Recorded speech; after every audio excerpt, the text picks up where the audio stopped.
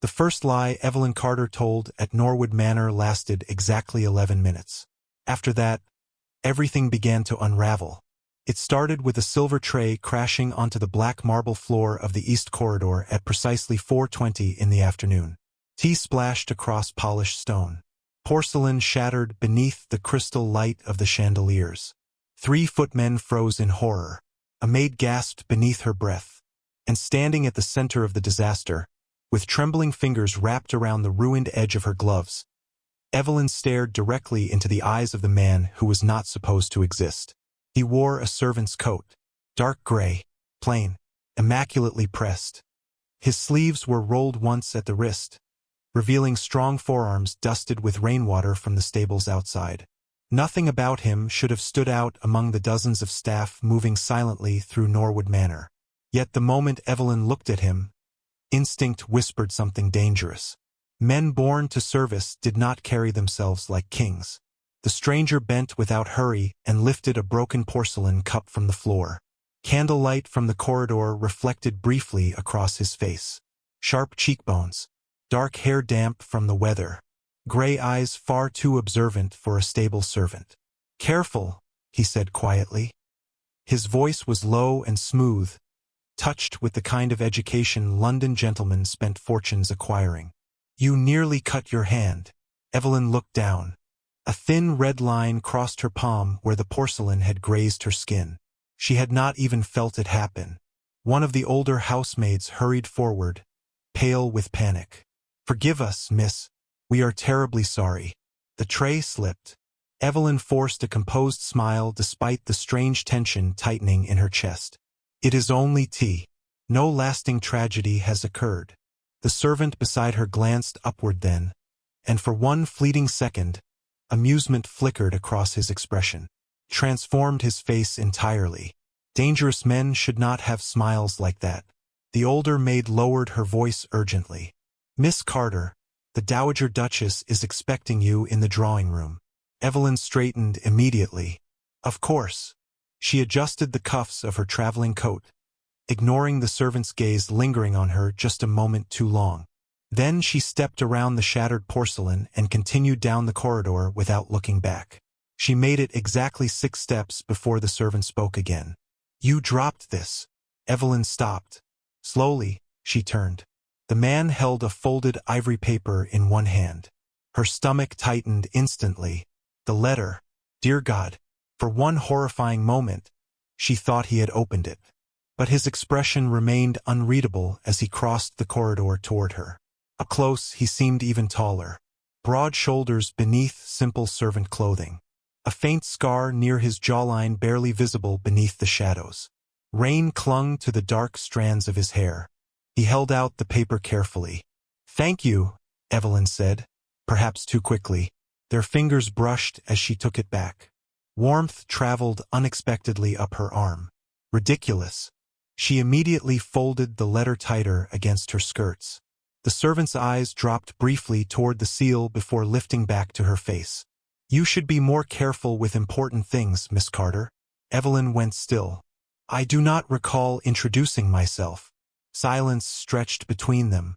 Somewhere farther down the corridor, a grandfather clock chimed the quarter hour. The servant did not look surprised by her question. If anything, he looked faintly entertained. "The staff was informed of your arrival this morning," he replied smoothly. "Companion to the Dowager Duchess, daughter of Judge Carter." Evelyn studied him carefully. His explanation sounded reasonable. Too reasonable.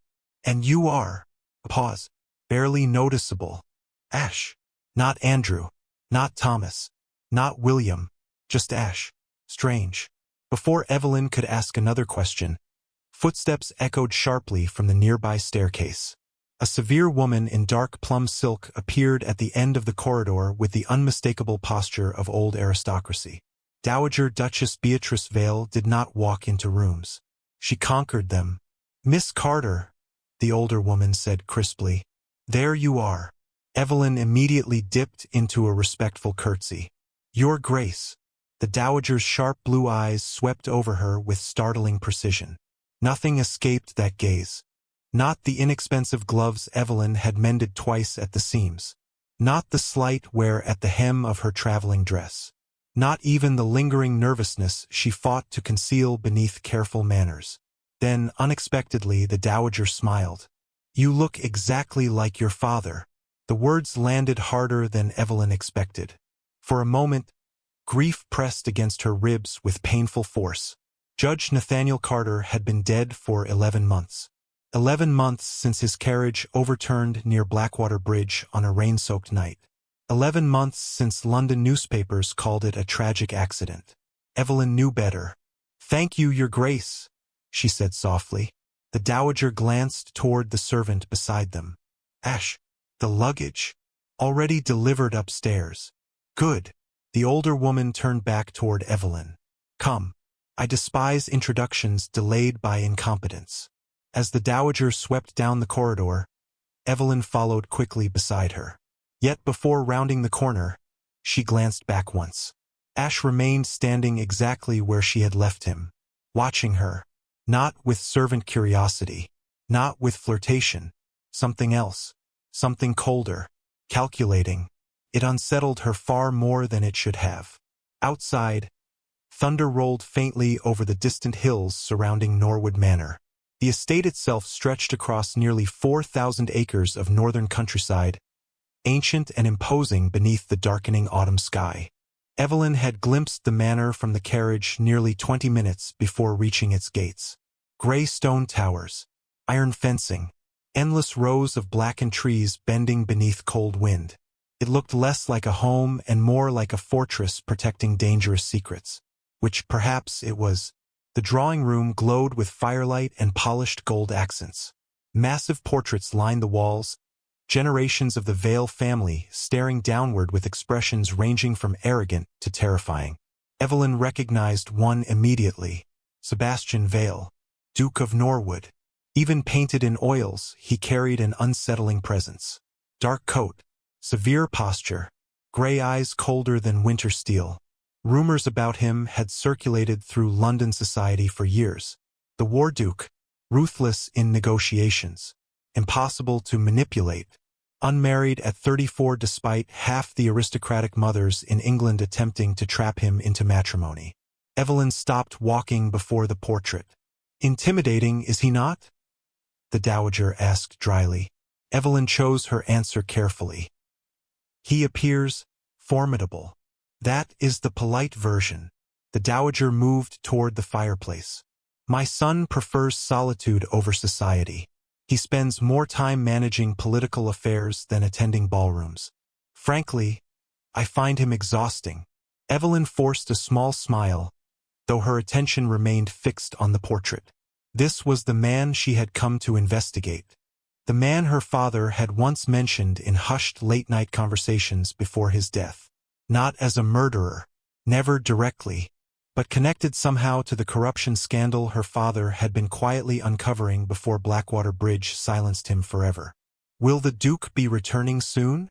Evelyn asked carefully. The dowager gave a dismissive wave. "Sebastian wanders wherever duty drags him.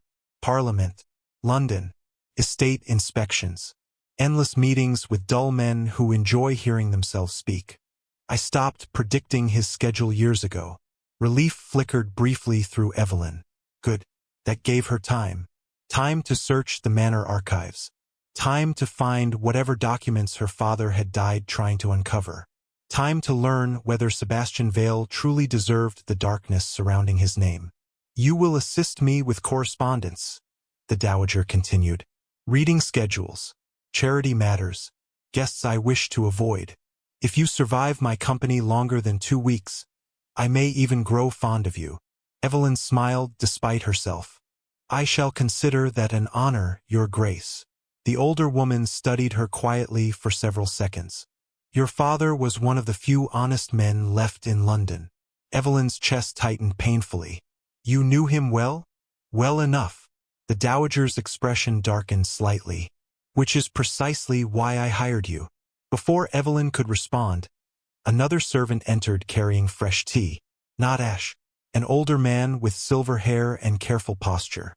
Yet somehow the absence of the younger servant registered immediately. Ridiculous again. Evelyn looked away from the doorway. "Dinner is served at 7, the dowager said. "You may rest until then.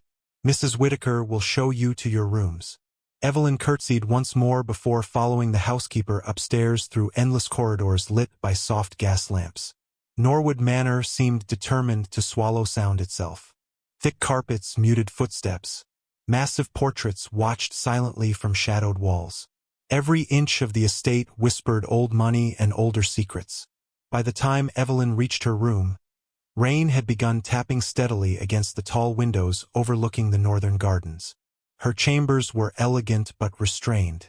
Pale blue wallpaper, walnut writing desk, marble fireplace already lit against the autumn chill. A wardrobe larger than the bedroom she had rented in London after her father's death. Mrs. Whittaker offered polite instructions before disappearing quietly into the hallway. Alone at last, Evelyn locked the door immediately. Then she crossed to her traveling trunk and removed the folded ivory letter still hidden beneath her gloves. Her hands tightened around it.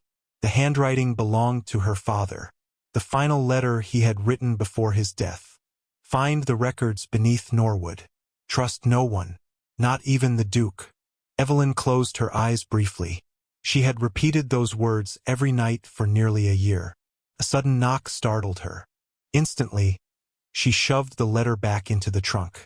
"Yes. Forgive the interruption, miss." A male voice, low, familiar. Her pulse stumbled unexpectedly. Evelyn opened the door cautiously.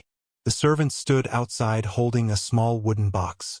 "The housekeeper forgot to send this upstairs," he said. "Medicine for the cut on your hand." Evelyn looked down. The thin line across her palm had nearly disappeared already. That was unnecessary, perhaps. His gray eyes lingered on her face again with unsettling intensity.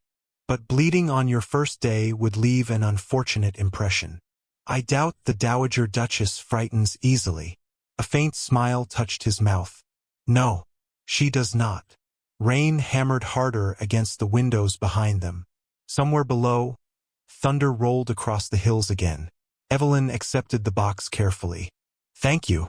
Ash leaned one shoulder lightly against the doorway, entirely too relaxed for a servant speaking to a guest of the household. "You should avoid the West Wing after dark." Evelyn stiffened slightly. "Why?" "Parts of the floor are unstable." His gaze sharpened almost imperceptibly. "People tend to wander where they should not." Was that a warning? Or suspicion? Evelyn forced calm into her expression. "I have no intention of wandering anywhere." "Good." He straightened slowly. "Then I suppose we shall not have problems, Miss Carter." Again, that strange feeling, like every word between them carried two meanings. Ash dipped his head once before turning down the corridor.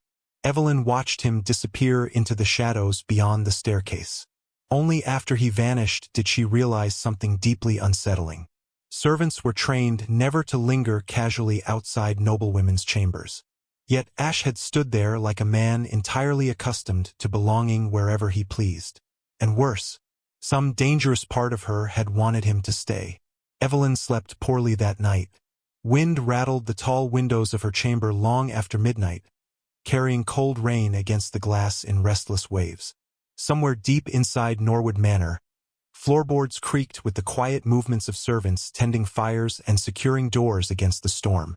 But none of it explained the strange unease refusing to leave her thoughts. She kept seeing gray eyes beneath candlelight, calm, watchful, entirely too intelligent for a stable servant. By morning, exhaustion settled behind her eyes like a weight she could not shake. The breakfast room overlooked the eastern gardens, where rain-soaked hedges glistened beneath pale October sunlight. A silver tea service sat untouched near the center of the table. Dowager Duchess Beatrice Vale skimmed through correspondence with the sharp efficiency of a military commander reviewing battle reports. "Lady Pembroke's daughter has become engaged again," the older woman announced without looking up. "Third attempt. The poor girl treats husbands like seasonal fashion." Evelyn nearly smiled into her teacup. Perhaps she is simply optimistic. Perhaps she is exhausting. The dowager finally glanced toward her. "You look tired." "The storm kept me awake." Storms are useful. They remind people how little control they actually possess. Beatrice folded another letter with precise irritation. You may begin sorting invitations after breakfast. Burn anything involving amateur poetry readings. Last year I suffered through 4 hours of a baroness reciting verses about swans. Evelyn nodded obediently, though her attention drifted briefly toward the tall windows overlooking the estate grounds. Stable hands moved through the courtyard below carrying feed buckets beneath the weak morning light. For one brief moment, she spotted Ash crossing near the western gate. Dark coat, straight posture, unmistakable even at a distance. As if sensing her gaze, he looked upward toward the breakfast room windows. Their eyes met across nearly 60 feet of rain-swept stone. Evelyn immediately looked away. Ridiculous again. Something interesting outside? The dowager asked casually. No, Your Grace. Beatrice hummed softly, unconvinced. The older woman returned to her letters, though Evelyn suspected very little escaped her notice. After breakfast, the morning settled into routine. Invitations, charity ledgers, guest arrangements for an upcoming winter gathering. Evelyn worked carefully at the massive walnut desk in the dowager's private sitting room while firelight flickered softly across shelves lined with leather-bound books. Yet despite the calm atmosphere, tension lingered beneath her composure. She had not forgotten why she came here. Every hour spent sorting invitations was another hour wasted. Her father had died searching for something hidden beneath Norwood's polished reputation. Documents, financial records, political correspondences, evidence connecting powerful aristocrats to judicial corruption. Somewhere inside this estate, answers existed. The challenge was surviving long enough to find them.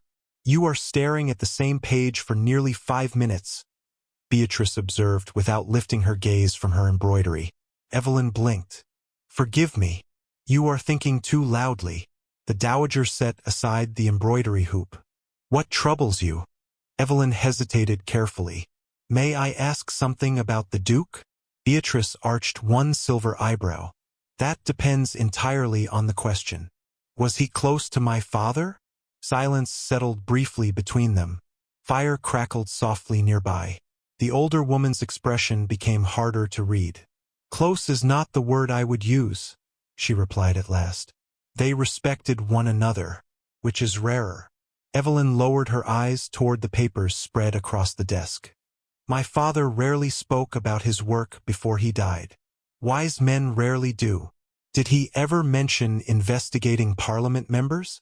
Beatrice studied her quietly now, not offended, not surprised, simply measuring.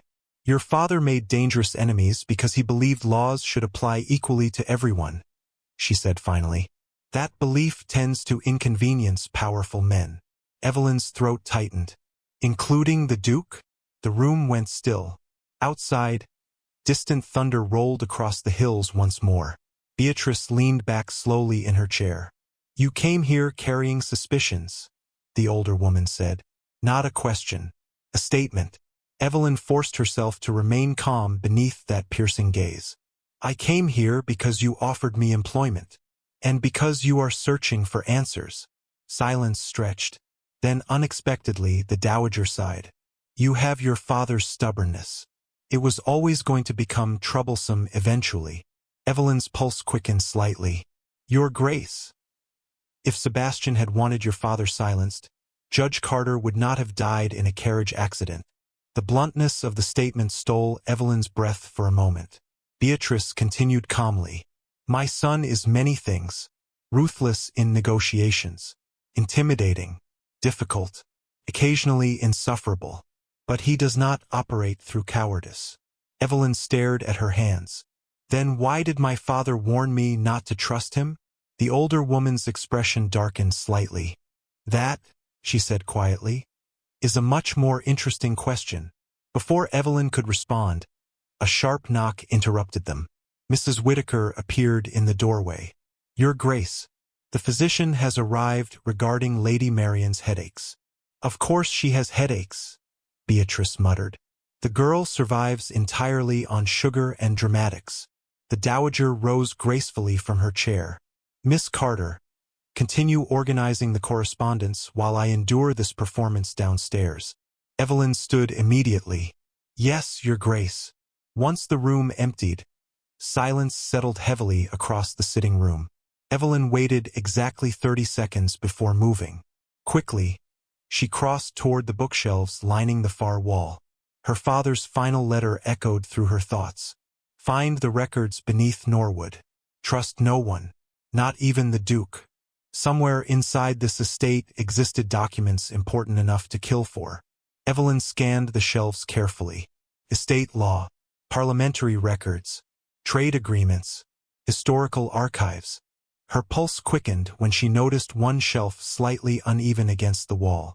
Hidden hinges. Interesting. She reached carefully toward the edge just as the door behind her opened. You are either very brave, Ash said calmly, or very bad at pretending not to investigate things. Evelyn spun around too quickly. You should not enter without knocking. He closed the door behind him with infuriating calm. And you should not search private rooms on your second day in the house. Sunlight filtered faintly through the tall windows behind him, outlining the sharp angles of his face. Without servant duties to distract attention, his presence felt even more unsettling here. Too composed, too observant. I was looking for a book, Evelyn replied smoothly. Ash glanced toward the hidden shelf. Naturally, she crossed her arms carefully. Do stable servants often monitor guests? Only the suspicious ones. And I seem suspicious to you? His gaze held hers steadily. You ask careful questions. You notice exits before conversations. You arrived carrying almost no personal belongings despite accepting a long-term position. Evelyn's pulse skipped once. Dangerous. He noticed far too much. Perhaps I value privacy. Perhaps. He stepped closer toward the desk, lifting one of the unopened letters idly between his fingers. Or perhaps you came to Norwood Manor for reasons unrelated to companionship. The room suddenly felt smaller. Evelyn forced herself not to retreat. You speak far above your station, Ash. Instead of offense, amusement flickered briefly across his face again. And you avoid answering direct questions. God help her, but she almost smiled. The realization irritated her immediately. Why do you care what I am doing here? She asked quietly. His expression shifted then. Subtle, almost invisible. But something colder moved beneath the surface for just an instant. Because people with secrets tend to create problems. The words landed heavier than they should have. Evelyn studied him carefully now. And what secrets do you carry? Silence. Wind brushed softly against the windows. Then Ash smiled faintly. Far too many. Before she could respond, voices echoed from the hallway outside. Instantly, Ash stepped away from the desk. The transformation was astonishing. His posture shifted slightly. His expression cooled into polite servant neutrality so quickly it almost frightened her. Mrs. Whitaker entered carrying fresh tea trays. Oh, there you are. The kitchen requested updated inventory numbers, he replied smoothly. Not a trace of their previous tension remained in his voice. I was just leaving. He inclined his head respectfully toward Evelyn. Miss Carter. Then he disappeared into the hallway. Mrs. Whitaker began arranging teacups beside the fire. He is efficient, the housekeeper remarked absently. Evelyn kept staring toward the open doorway long after Ash vanished from sight. Who exactly is he? Mrs. Whitaker blinked. Ash. Yes. The older woman shrugged lightly. The Duke hired him several months ago after staff changes in the West Wing. Keeps mostly to himself. The maids adore him, naturally. Evelyn looked away before the housekeeper noticed the strange warmth rising unexpectedly into her face. Ridiculous. Completely ridiculous. Still, long after the conversation ended, one detail continued troubling her. The Duke hired him personally. That alone made Ash dangerous. By evening, heavy clouds gathered once more above Norwood Manor. Candles glowed across the corridors as servants prepared the estate for another storm.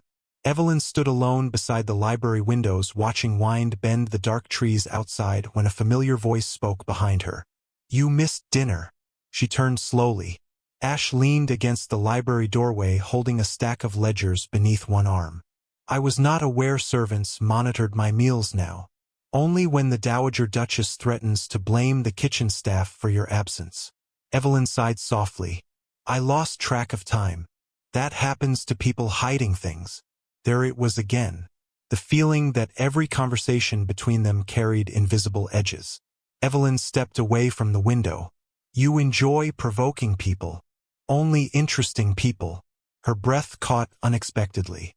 Ash seemed to realize what he had said a second too late because his expression tightened almost imperceptibly afterward. The silence between them shifted. Softer now. More dangerous. Rain began falling against the windows again. Evelyn looked toward the storm outside. Did you ever know my father? She asked quietly. Ash studied her for a long moment before answering. No, something about the response felt incomplete. Not false exactly, just carefully controlled. He believed powerful men could be held accountable, Evelyn said softly. Most people thought that made him naive. And what do you think? She looked back toward the rain. I think it got him killed.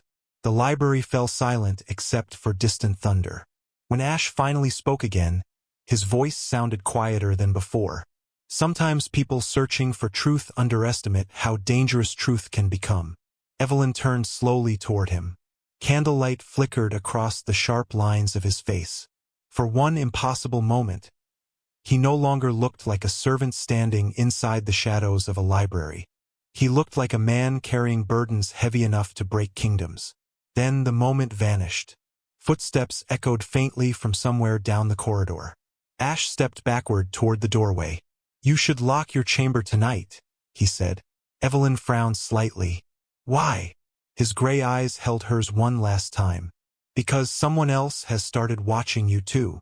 Then he disappeared into the darkened hallway, leaving Evelyn standing motionless beside the rain-streaked windows while fear curled slowly through her chest for the very first time since arriving at Norwood Manor. Sebastian Vale had learned long ago that the fastest way to discover the truth inside a great house was to become invisible within it. Dukes inspired performances. Servants overheard confessions. That was why, 3 months earlier, he had dismissed half the West Wing staff and quietly replaced one of the stable hands himself.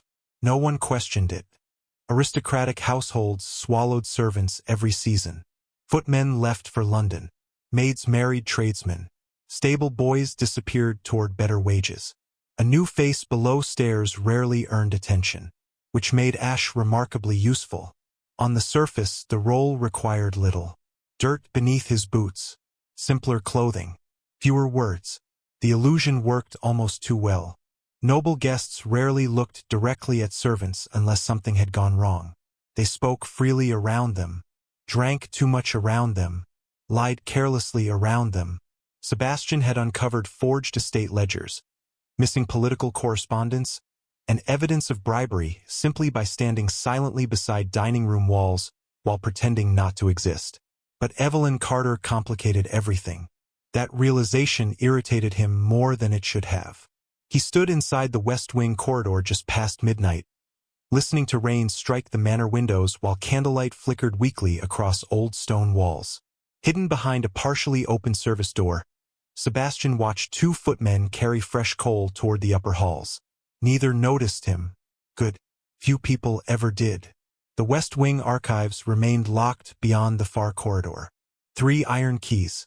1 hidden entrance beneath the library staircase. Records dating back nearly 80 years. And somewhere among those records existed documents important enough that someone had already attempted twice to break into the archive room during the past 6 months. Which was why Sebastian remained at Norwood instead of Parliament. Someone inside his household was leaking information connected to political investigations in London. Worse, those leaks aligned disturbingly close to the judicial corruption scandal Judge Nathaniel Carter had uncovered before his death. Sebastian still remembered the final conversation he had with the judge 11 months earlier. Rain hammered against carriage windows outside Whitehall while Carter spread financial ledgers across a private office desk with visibly shaking hands. Someone inside Parliament is burying evidence, the older man had said quietly. If these records disappear, half the courts in London become compromised. Sebastian had studied the documents carefully. Payments, land transfers, judicial appointments. Nothing direct enough for conviction, yet enough to suggest powerful names connected through hidden financial networks. Who else knows about this? Sebastian had asked. Carter hesitated too long before answering. Too many people. 3 days later, the judge was dead. Officially, a carriage accident near Blackwater Bridge during severe weather. Unofficially, Sebastian trusted coincidence about as much as he trusted smiling politicians. The problem was that every path inside the investigation eventually circled back toward Norwood itself, which meant one of three things was true. Either someone inside Sebastian's household was involved, someone wanted to frame the Vale family, or someone far more dangerous was using both sides without their knowledge. And now Judge Carter's daughter had arrived carrying secrets in her luggage and suspicion in her eyes. Sebastian leaned one shoulder against the cold stone wall, replaying the evening conversation inside the library. Sometimes people searching for truth underestimate how dangerous truth can become. He should not have said that. The line revealed too much. Worse, Evelyn had looked at him afterward with quiet understanding instead of fear. Dangerous. Very dangerous. A sudden voice interrupted his thoughts. You missed supper again. Sebastian glanced toward the end of the corridor where his valet approached carrying folded linens. Oliver Bennet had served the Vale family since Sebastian was 19 years old and remained one of the only people aware of the Duke's current disguise. I was occupied, Sebastian replied quietly. Oliver stopped beside him with visible disapproval. You are a duke, not a spy in a dreadful penny novel. At the moment I am a stable servant. At the moment you are sleeping 4 hours a night and frightening the kitchen staff. Sebastian ignored that entirely. Any movement near the archives? Nothing tonight. Oliver lowered his voice slightly. Though Lady Whitmore spent nearly 20 minutes questioning a maid about the West Wing corridors this afternoon. Sebastian's expression hardened. Whitmore? Lord Cedric Whitmore arrived while you were in the stables. Irritation tightened sharply beneath Sebastian's calm exterior. Of course he had. Cedric Whitmore represented everything Sebastian disliked about Parliament wrapped inside polished manners and expensive tailoring. Charming publicly, ambitious privately, the man smiled too easily around vulnerable people. Where is he now? Drinking brandy with the Dowager Duchess.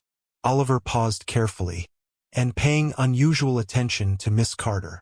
Cold irritation moved unexpectedly through Sebastian's chest. He straightened immediately. How unusual. Oliver blinked once. Your Grace, he said carefully. Are we discussing political concern or personal concern? Sebastian gave him a flat look. Do not become irritating. Far too late for that. The valet sighed quietly. Lord Whitmore asked several questions regarding Miss Carter's arrival. He also attempted to discover why she was hired so suddenly. That sharpened Sebastian's attention instantly. Did my mother answer? Fortunately, Her Grace enjoys humiliating politicians almost as much as you do. Good. Sebastian trusted his mother's instincts completely.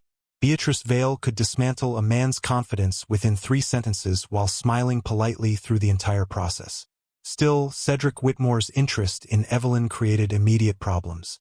If Whitmore recognized Judge Carter's daughter as a threat, events inside Norwood Manor were already moving too quickly. Sebastian looked once toward the distant staircase leading to the guest chambers above. Increase security around the West Wing, he said quietly, and keep Whitmore away from Miss Carter whenever possible. Oliver studied him carefully now. You suspect she is involved? Sebastian hesitated. That was the problem. He no longer knew. Evelyn Carter carried genuine grief beneath her composure. He recognized it because he had spent years hiding his own beneath control and routine. Nothing about her reactions felt calculated when she spoke about her father. But she was hiding something. He had seen the panic in her eyes when he returned the folded letter during her arrival. He had noticed how carefully she observed the manor layout, the exits, the locked corridors, the household routines. She came searching for answers. The danger was that she might uncover truths capable of destroying them both. "I suspect," Sebastian said slowly, "that she believes she is hunting the wrong enemy." Oliver frowned slightly. "And if she is not?" Sebastian looked toward the rain-dark windows at the end of the corridor. "Then someone inside this house is better at deception than I realized." Upstairs, Evelyn Carter stood alone beside her bedroom fireplace, reading her father's final letter for the fourth time that evening. The paper had begun softening at the folds from repeated handling. "Find the records beneath Norwood. Trust no one, not even the Duke." She traced the ink carefully with trembling fingers. Beneath Norwood, not inside. Beneath. Her pulse quickened suddenly.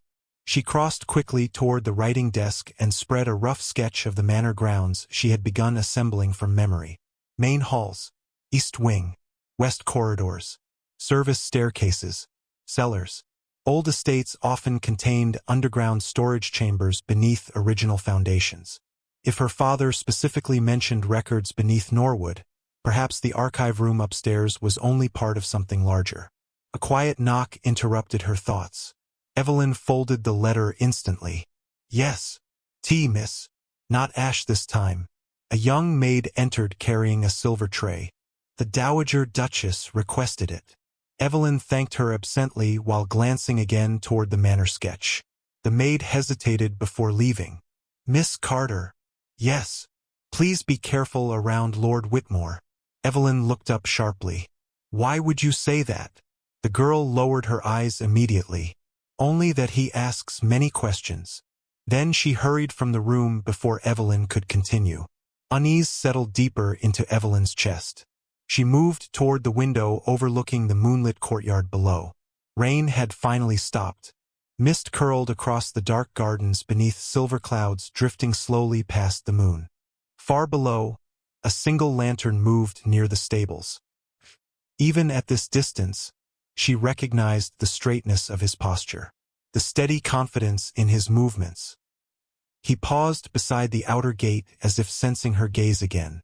Then slowly, impossibly, he looked upward directly toward her window. Evelyn stepped back from the glass at once, irritated by the strange flutter inside her chest. This was absurd. She came here to uncover corruption tied to her father's death, not to become distracted by a servant with dangerous eyes and entirely too many secrets. Yet long after she extinguished the candles and lay awake inside the darkness of her chamber, one thought refused to leave her mind. Ash did not watch people like a servant. He watched them like a man trained to survive betrayal. And somehow, deep beneath every instinct warning her to stay away from him, Evelyn suspected he understood loneliness far too well. Downstairs, Sebastian remained alone inside the West Wing archives long after midnight.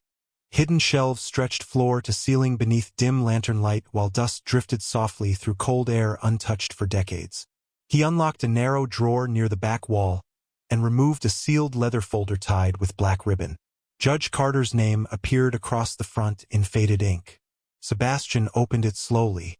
Inside rested copies of financial ledgers connected to Parliament members, court officials, and private estate transactions across England. Enough to ruin reputations.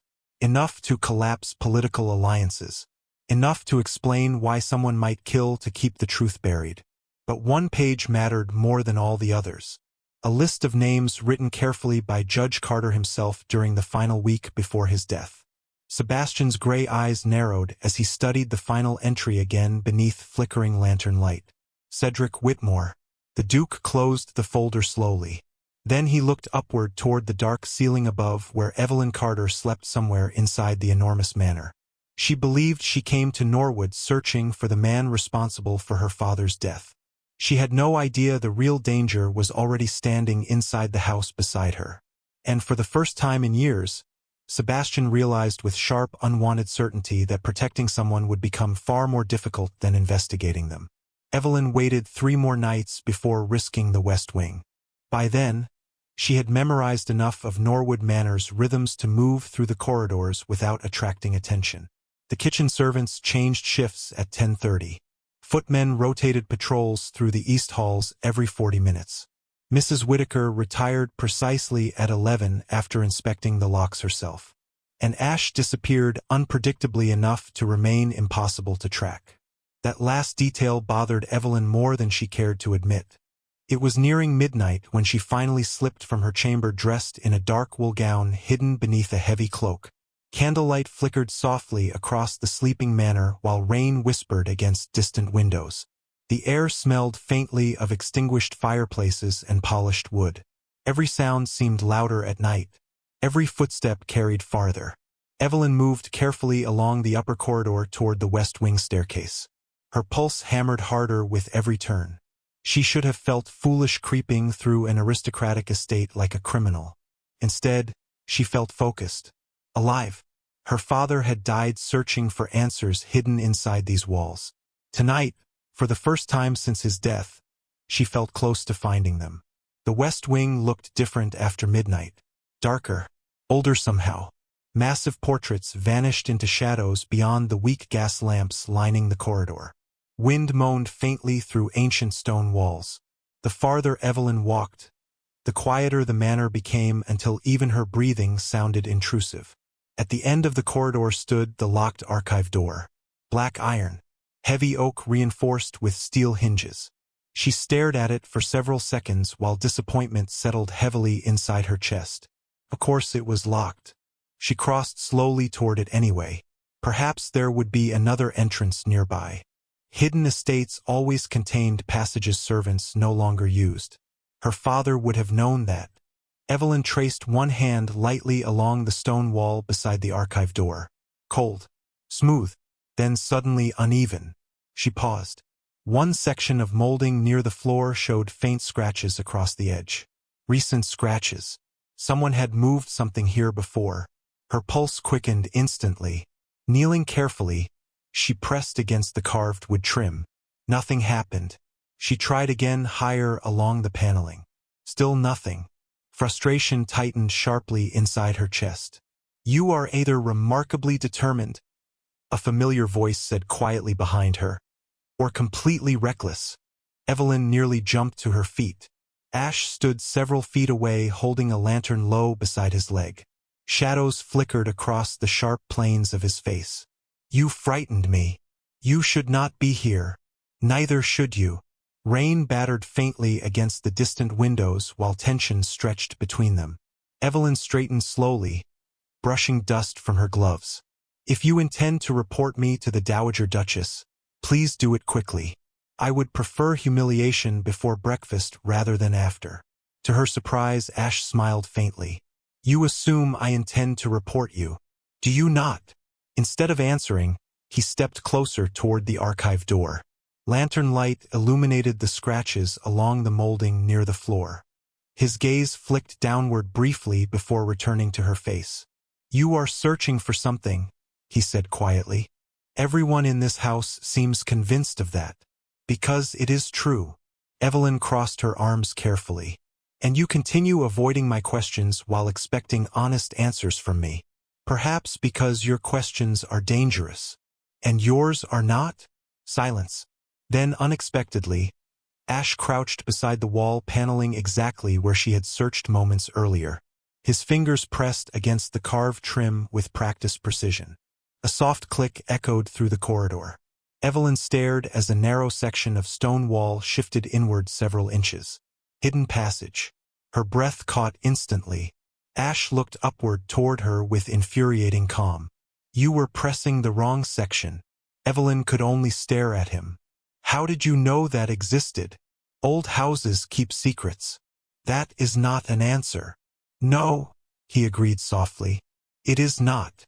The hidden passage beyond the wall descended into darkness beneath the manor. Cold air drifted upward carrying the scent of dust and ancient paper. Evelyn stepped closer instinctively. "What is down there?"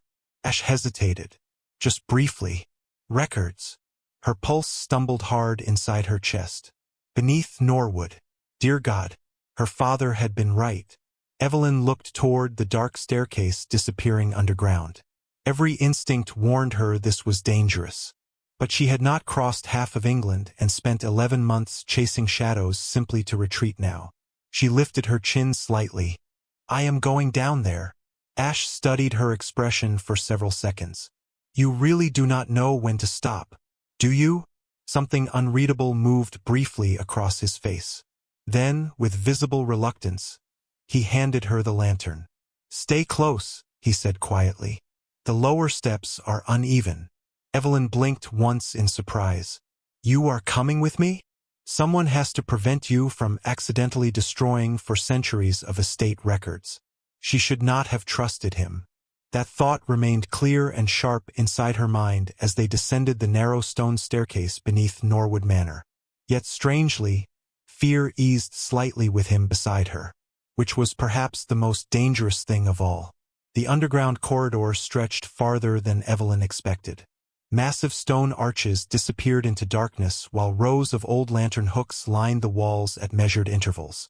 Dust covered nearly everything except a narrow path through the center floor. Someone came down here regularly. This place is enormous, Evelyn whispered. Her voice echoed softly through the chamber. Most of Norwood Manor was rebuilt after the fire of 1768, Ash replied quietly behind her. The original foundations remained underneath. Again, the educated tone, the effortless historical knowledge. Nothing about him fit together properly. They reached another heavy door at the end of the corridor. Unlike the upstairs archive, this one stood partially open already. Evelyn pushed it wider carefully. Her breath caught. Shelves towered from floor to ceiling inside the hidden chamber. Hundreds upon hundreds of ledgers, estate contracts, parliamentary records, private correspondence sealed in fading ribbons. Entire decades of secrets buried beneath the manor itself.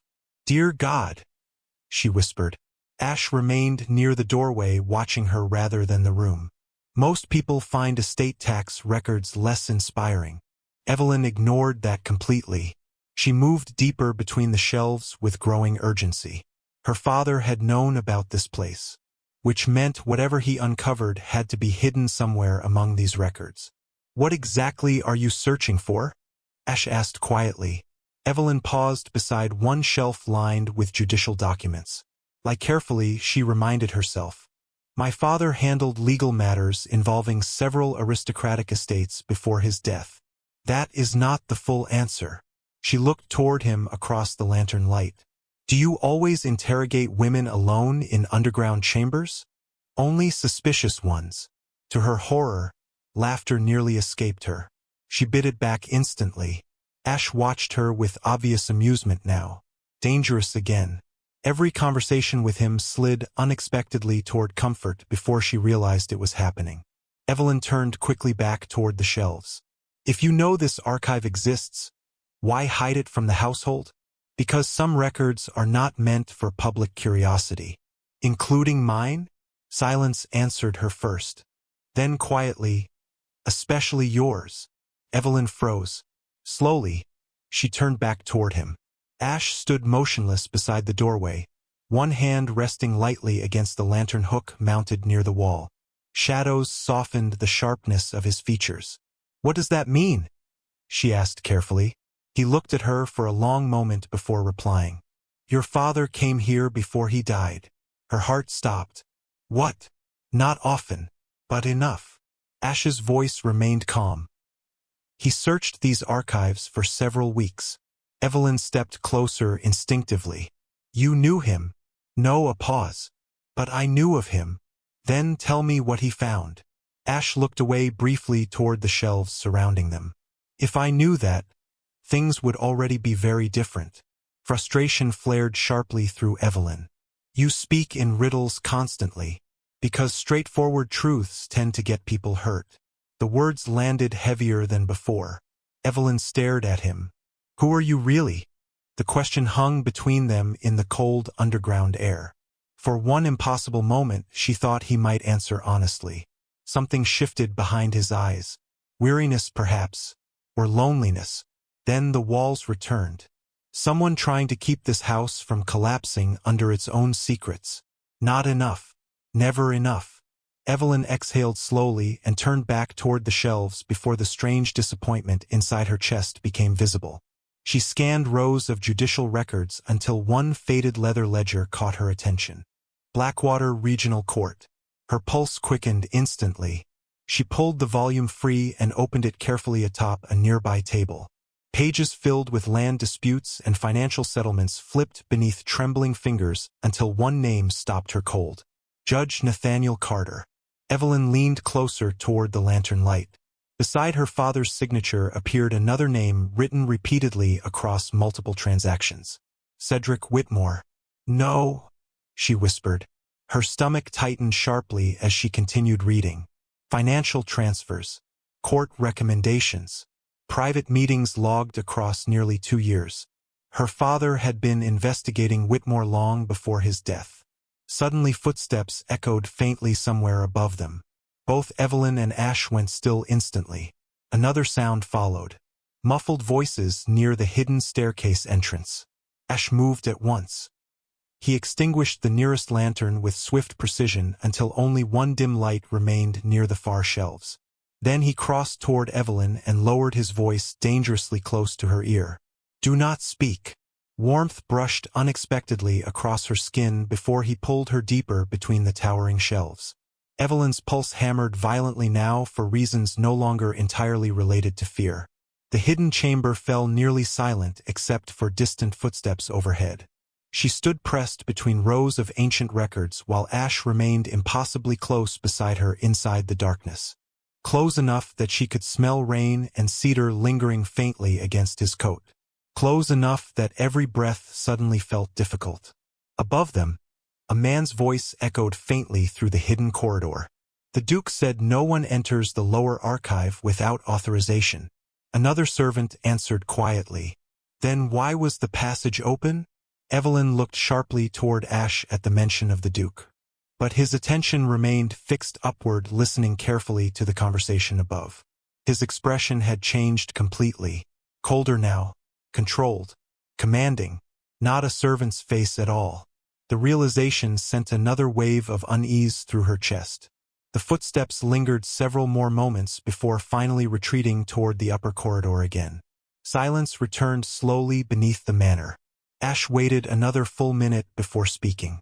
They are gone. Evelyn exhaled shakily. You heard them mention the Duke. Yes. You did not seem surprised. Should I be? Frustration rose again. You know far more about this household than any servant should. His gray eyes met hers steadily through the darkness. And you know far less about danger than you believe. Before she could answer, he stepped back toward the lantern table and relit the flame carefully. Warm gold light filled the chamber once more. Yet something had changed between them during those moments hidden inside the dark. Something quieter. More dangerous. Evelyn looked down toward the open ledger still resting beneath trembling fingers. Cedric Whitmore's name stared back at her across the page beside her father's signature. Ash followed her gaze. You recognize something. She hesitated, then finally nodded once. My father was investigating Whitmore. Ash went completely still. Not visibly at first, but she saw it in the sudden sharpness behind his eyes. Are you certain? Yes. She swallowed carefully. And now Whitmore is here. Silence settled heavily between them. Then Ash closed the ledger slowly with one gloved hand. Miss Carter, he said quietly. You need to understand something very clearly. His voice had changed again. Lower now. More intense. Whatever your father uncovered did not die with him. A chill moved through Evelyn despite the warmth of the lantern light. Then help me find the truth. Ash looked at her for a long moment beneath the underground shadows of Norwood Manor. And for the first time since she arrived, she saw genuine conflict break through his carefully controlled expression. Not suspicion. Not amusement. Fear. Not for himself. For her. The following morning arrived wrapped in silver fog and uneasy silence. Norwood Manor looked almost unreal beneath the pale dawn light, its towering stone walls softened by drifting mist rolling across the northern hills. Evelyn stood beside her bedroom window with her father's letter folded tightly in one hand, while the events of the previous night replayed endlessly through her thoughts. Hidden archives beneath the manor. Cedric Whitmore's name beside her father's investigations. And Ash standing inside the darkness watching her with unmistakable fear in his eyes. Not fear of her. Fear for her. That realization unsettled her more than anything else. A quiet knock interrupted the silence. Evelyn quickly slid the letter beneath a stack of books before crossing toward the door. Mrs. Whittaker entered carrying a folded riding habit draped carefully over one arm. "The Dowager Duchess requests your company for the morning ride," the housekeeper said. "At 8 sharp." Evelyn blinked once in surprise. "I was not aware Her Grace rode regularly." Mrs. Whittaker's mouth twitched slightly. "Her Grace does everything regularly, including terrifying stable boys before breakfast." For the first time since arriving at Norwood, genuine laughter escaped Evelyn before she could stop it. Mrs. Whittaker looked faintly pleased by the sound. "You should laugh more often, miss," the older woman said gently. "This house could use it." 20 minutes later, Evelyn descended toward the front courtyard, beneath a sky still heavy with lingering rain clouds. Stable hands moved between horses while servants prepared carriages near the eastern drive. The scent of wet earth and leather filled the cold morning air. She spotted Ash immediately. Of course she did. He stood near the stables tightening the saddle straps on a black stallion large enough to intimidate sensible people. Sleeves rolled to his forearms again. Dark hair slightly damp from the fog. Completely focused on his work. Yet the moment Evelyn stepped into the courtyard, he looked up as though he had sensed her presence before seeing her. Their eyes met across the distance. Something shifted quietly between them after the previous night. Not comfort exactly, but understanding. Dangerous understanding. "You ride?" Beatrice asked sharply from beside the carriage steps. The Dowager Duchess wore deep navy riding clothes with silver gloves and the expression of a woman prepared to insult anyone slowing her schedule. Evelyn forced her attention away from Ash. "A little, Your Grace." "Good. I dislike weak riders almost as much as weak politicians." Beatrice turned toward the stable yard. "Ash, bring Miss Carter the gray mare." Evelyn frowned slightly. Ash approached leading a beautiful silver-gray horse whose calm dark eyes contrasted sharply with the enormous black stallion beside it. "She is gentle," he said quietly while handing Evelyn the reins. "Unlike the Duke's horse." Evelyn glanced toward the black stallion. "The Duke rides that monster?" "Frequently." Ash's mouth curved faintly. "They suit one another." Before Evelyn could answer, Beatrice mounted her horse with astonishing grace for a woman nearing 60. "Come along, Miss Carter. The countryside does not improve by waiting." The morning ride carried them through miles of rolling estate land soaked silver beneath the lingering fog. Ancient oak trees lined narrow paths twisting across open fields and distant hills. Evelyn quickly realized the Dowager Duchess rode exactly as she approached conversation. Aggressively and without mercy. "You are too tense," Beatrice announced while guiding her horse across a shallow stream. "Relax your shoulders." Evelyn adjusted immediately. "Yes, Your Grace. If you continue sounding terrified every time you answer me, eventually I shall become offended." Despite herself, Evelyn smiled faintly. "I was under the impression Your Grace preferred terrifying people. Only the irritating ones." The older woman glanced sideways toward her. "You are not irritating yet." They rode another half-mile before Beatrice slowed her horse near a cliff overlooking the northern valley. Mist drifted below them while sunlight finally began breaking through the clouds in pale golden streaks. Norwood Manor stood in the distance like a fortress rising from the hills. "Beautiful, is it not?" the Dowager asked quietly. Evelyn nodded softly. "It feels isolated." "It is." Beatrice's expression grew more thoughtful. "My son prefers it that way." There was that ache of curiosity again whenever conversation turned toward the Duke of Norwood. Evelyn hated how often she thought about him despite never meeting him. Hated even more that Ash somehow remained tied to every thought surrounding the mysterious Duke. "Why does everyone fear him?" she asked carefully. The Dowager snorted softly. "Because powerful men become legends faster than human beings." "That is not really an answer." No, Beatrice's eyes drifted toward the distant manor. Sebastian learned very young that affection usually arrives attached to conditions. Wealth, influence, titles. Once a man understands that, trust becomes difficult. Something tightened unexpectedly inside Evelyn's chest. She remembered Ash standing in the underground archives watching her with guarded exhaustion behind his eyes. Strange how easily her thoughts moved between the two men now. Before she could speak again, distant thunder rolled across the valley. Beatrice looked upward with visible irritation. Wonderful. Another storm. Rain arrived faster than expected. Within minutes, cold drops swept across the hills in sharp silver sheets while wind bent the trees along the cliffside path. "There is a hunting lodge nearby," Ash called from behind them. Evelyn turned in surprise. She had not realized he followed the ride at all. Yet there he was now riding the black stallion through the rain with calm, effortless control. The enormous horse looked almost wild beneath him. "This way," he said. They reached the lodge moments before the storm fully broke overhead. Rain hammered the roof violently while wind rattled the narrow windows.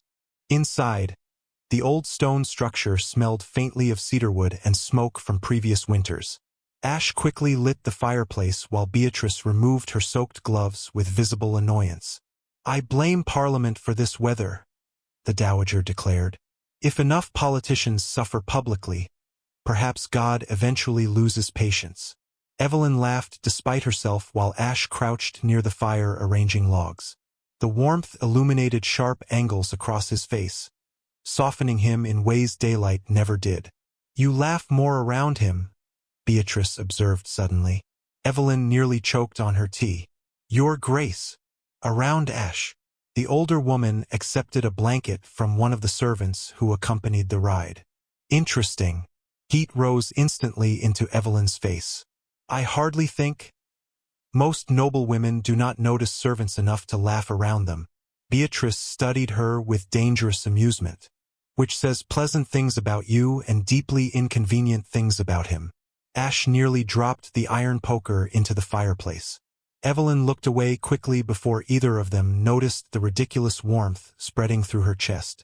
Thankfully, the Dowager soon drifted toward another room with the servants to inspect the lodge supplies personally, leaving Evelyn unexpectedly alone beside the fire with Ash. Rain battered the roof overhead while silence settled softly between them. Evelyn wrapped the blanket tighter around her shoulders. "Does she always say whatever enters her mind?" "Constantly." Ash leaned back against the stone hearth. "It terrifies Parliament." "Good." The word escaped before Evelyn could stop it. Ash looked toward her with quiet surprise.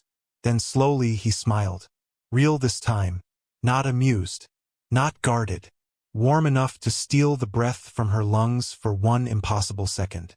"You truly dislike politicians," he said softly. Evelyn stared into the fire. "My father trusted the law." Her voice lowered slightly. "And powerful men destroyed him for it." The warmth in the room faded instantly beneath the grief woven through those words. Ash's expression changed again. Softer now. Careful. "You miss him." "Every day." Evelyn swallowed hard. "After my mother died, it was always just us." The confession slipped out too easily. She rarely spoke about her family anymore because pity exhausted her. Yet sitting beside the fire with Rain surrounding the old hunting lodge, silence with Ash never felt uncomfortable. Only dangerous. "What was he like?" Ash asked quietly. Evelyn smiled faintly despite the ache in her chest. "Stubborn. Brilliant. Entirely incapable of pretending diplomacy when someone behaved foolishly." Ash huffed a quiet laugh beneath his breath. "That sounds familiar. You would have liked him." The moment the words left her mouth, something shifted in Ash's expression. Not visible to anyone else perhaps, but Evelyn saw it. Pain. Sharp and sudden before disappearing behind control. "Perhaps," he said quietly. Thunder rolled overhead again. Evelyn studied him carefully through the firelight. "And your family?" she asked softly. Ash looked down toward his hands resting loosely near the hearth. "Complicated." "That is not an answer either. It is the only one I have." Evelyn should have let it go. Instead she heard herself asking, Who hurt you? Silence filled the lodge. Rain pounded harder against the roof while firelight flickered gold across the stone walls. Ash did not look at her immediately. When he finally did, the guarded humor usually protecting his expression had vanished completely. People, he said quietly, rarely need help hurting one another.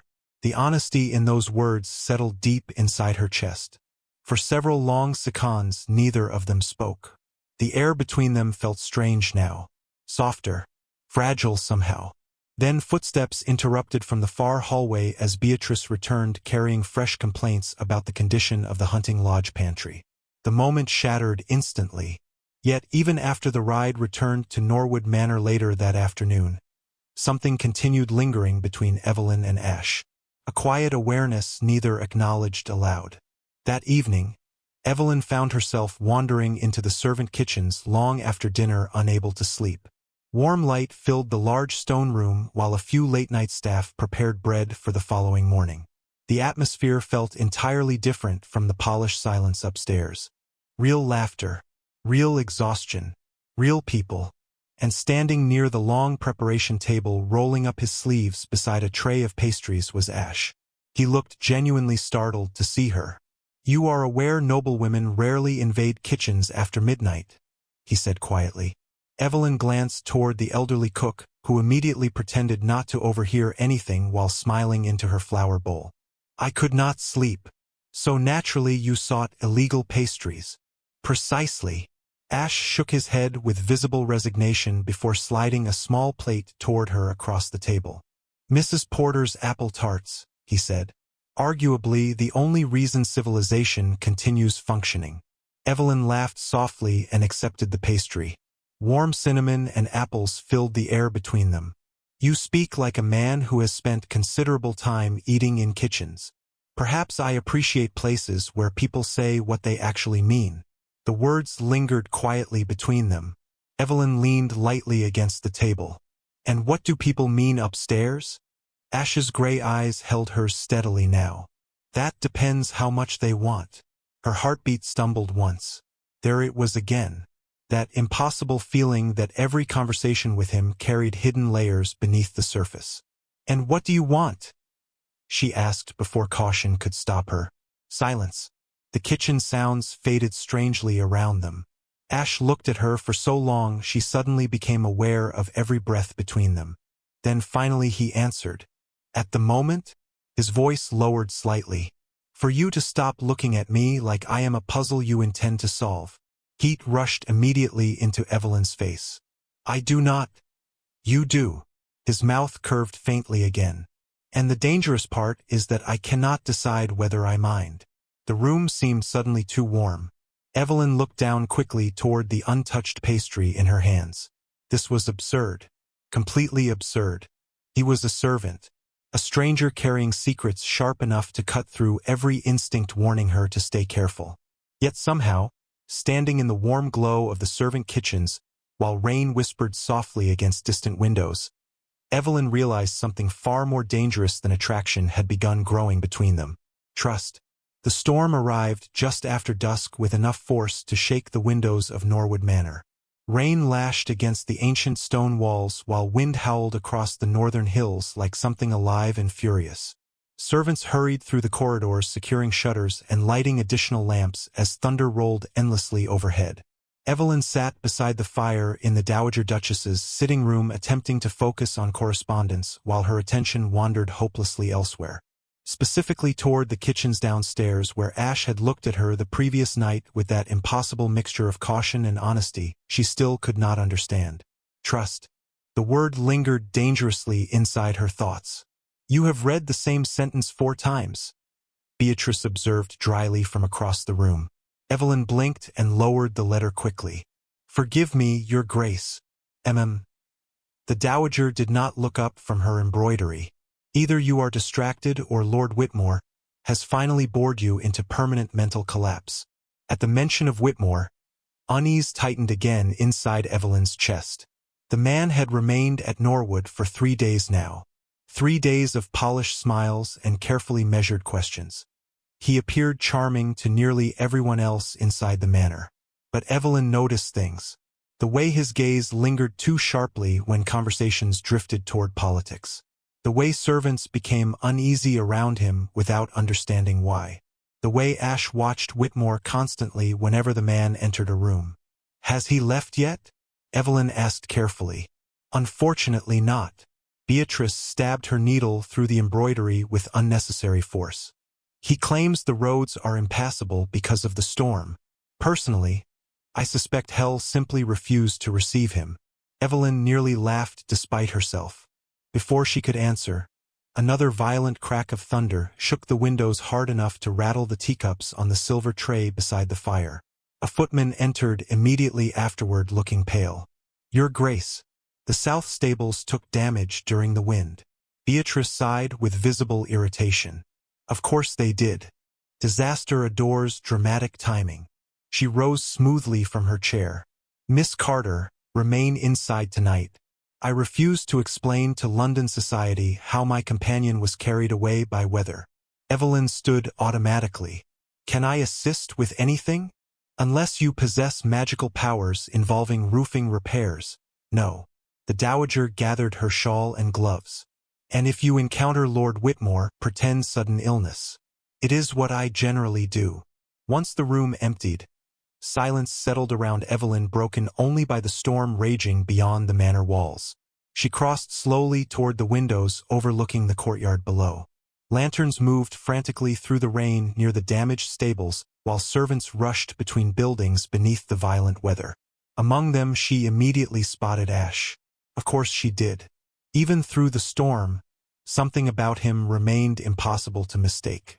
Calm inside chaos, steady while everyone else hurried. He shouted instructions toward stable hands while securing one frightened horse against the wind. Then suddenly he looked upward toward the manor windows. Directly toward her. Lightning flashed silver across the courtyard between them. And before Evelyn could fully understand why she was doing it, she turned and hurried from the room. The storm hit her instantly the moment she stepped outside through the lower servant entrance. Cold rain soaked her cloak within seconds while wind tore loose strands of hair across her face. Stable hands shouted over the thunder somewhere ahead as lantern light flickered wildly through the darkness. "Miss Carter." Ash's voice appeared beside her almost immediately. Strong fingers caught her arm before the wind could shove her sideways across the wet stone path. "What are you doing out here?" Rainwater streamed down his dark coat and through his hair while irritation flashed sharply across his face. Yet beneath it lay unmistakable concern. "I came to help. By drowning." Another violent gust of wind swept through the courtyard hard enough that Evelyn nearly lost her footing. Ash steadied her instantly, one hand firm at her waist before quickly stepping back again. The brief contact sent warmth racing unexpectedly through her chest despite the freezing rain. "The south fence collapsed," he said sharply. "The horses are already agitated.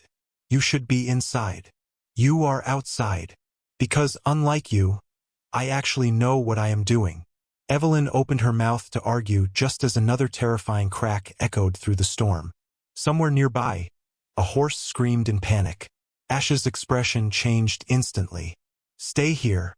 He ran toward the stable yard before she could protest. Naturally, Evelyn ignored him immediately. Rain blinded her as she followed the chaos toward the damaged south stables. Lanterns swung violently through the darkness while stable hands struggled against the frightened horses. Wind roared through the broken fencing beyond the yard. Then Evelyn saw it. One young stable boy trapped beside the outer gate while a terrified chestnut mare reared violently against the storm. The boy could not have been older than 14. "Move away from her," Evelyn shouted. The terrified child shook his head desperately. The ropes caught. Before she could think better of it, Evelyn rushed forward through the rain toward the panicked horse. "Miss Carter." Ash's voice cut through the storm sharply behind her. Too late. The mare jerked sideways violently as thunder exploded overhead. Evelyn reached instinctively toward the frightened animal just as her boot slipped against the flooded mud beneath the gate. She would have fallen directly beneath the horse if strong arms had not caught her instantly. Ash pulled her hard against his chest while the mare lunged past them into the storm. "Have you completely lost your mind?" he demanded over the rain. Evelyn struggled to catch her breath. The boy is fine. His hands remained locked around her arms. You could have been seriously hurt. Lightning flashed again across his face. Rain streamed down his jawline while anger and fear battled visibly behind his gray eyes. Not servant fear. Not polite concern. Something far deeper. Something personal. The realization stole her breath far more effectively than the storm itself. I was trying to help, she said softly. Ash stared at her for several long seconds while rain crashed around them. Then another stable hand shouted from across the yard. The chapel roof lantern's gone out. Ash looked toward the distant hills immediately. Damn it! He grabbed Evelyn's wrist before she could argue. Come with me. Where? The old chapel. It is closer than the manor and the storm is getting worse. They barely reached the abandoned estate chapel before the storm fully unleashed itself across the hills. Rain hammered the stone roof violently while wind shrieked through ancient trees surrounding the small structure. Inside, darkness and silence greeted them except for the distant echo of thunder. Ash lit 2 candles near the altar while Evelyn stood dripping rainwater onto the old wooden floorboards, trying desperately to calm her heartbeat. The tiny chapel glowed softly beneath flickering candlelight. Dust covered the empty pews. Faded stained glass windows trembled beneath the storm outside. Everything smelled faintly of old cedar and forgotten prayers. Ash removed his soaked coat and draped it over one of the pews before glancing toward Evelyn. You are shivering. I am perfectly fine. You are terrible at lying. Before she could protest, he crossed toward a small storage chest near the back wall and pulled free a wool blanket clearly kept there for estate workers caught in bad weather. He handed it toward her without speaking. Evelyn accepted it quietly. Their fingers brushed again. Warm despite the cold storm surrounding them. Dangerous again. Everything about him felt dangerous now. Ash moved toward the narrow chapel windows, checking the storm outside while Evelyn wrapped the blanket tighter around her shoulders. Silence settled softly between them, broken only by rain and distant thunder. Strange how comfortable silence with him had become. You frightened me tonight. The words escaped before she could stop them. Ash went still near the window. Slowly, he turned back toward her. Candlelight flickered across the sharp lines of his face. You should not run toward danger so carelessly. That was not what I meant. Something shifted behind his eyes then. Careful now. Guarded. Evelyn stepped closer before courage failed her completely. When the horse nearly struck me, she said quietly, you looked terrified. Ash exhaled slowly and looked away toward the storm again. People tend to react poorly when others attempt suicide in front of them. I was not attempting suicide. That is somehow worse. Despite the tension, a breath of laughter escaped her. Ash closed his eyes briefly as though fighting something invisible inside himself. You should not laugh right now. Why? His gaze met hers again. Too intense. Too honest. Because I am trying very hard to remain angry with you. The air changed between them instantly. Softer. Closer. Evelyn became suddenly aware of every inch separating them inside the candlelit chapel. The rain. The thunder. The warmth of the blanket wrapped around her shoulders.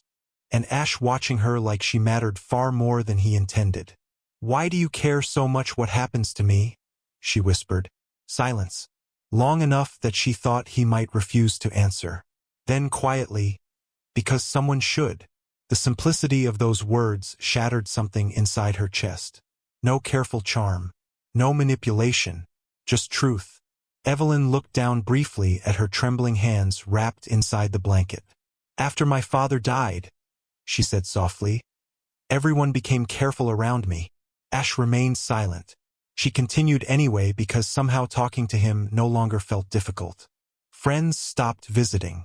People spoke in lowered voices when I entered rooms. Half of London treated me like grief was contagious. Her throat tightened painfully. And the other half treated my father like a fool for believing honesty mattered. Ash stepped closer slowly. He was not a fool. You did not know him. No, his voice lowered. But I know what it costs to stand alone against powerful people. Evelyn looked up sharply at that. The storm roared outside the chapel walls while candlelight trembled softly between them. You speak as though you understand exactly what happened to him. Ash's expression darkened instantly. Too much, she realized. She had stepped too close to whatever secrets he carried. Ash. Her voice softened. Tell me the truth. Silence stretched painfully between them. Then finally he spoke without looking away from her. If the Duke of Norwood destroyed your father, he said quietly, what exactly do you intend to do? The question landed like a blade slipping carefully between her ribs. Evelyn stared at him while thunder rolled across the hills beyond the chapel. She should have lied. Every instinct screamed at her to lie. Instead, exhaustion and grief and weeks of bottled rage finally cracked open beneath the storm. I will destroy him first. The words fell into the candlelit silence raw and trembling. Ash went completely still. Not even the storm seemed loud enough to cover the sudden absence of sound between them. Evelyn's pulse hammered painfully now, but she could not stop. My father died terrified, she whispered. Do you understand that? He spent his final weeks hiding documents inside our home because he knew someone was watching him. Tears burned suddenly behind her eyes.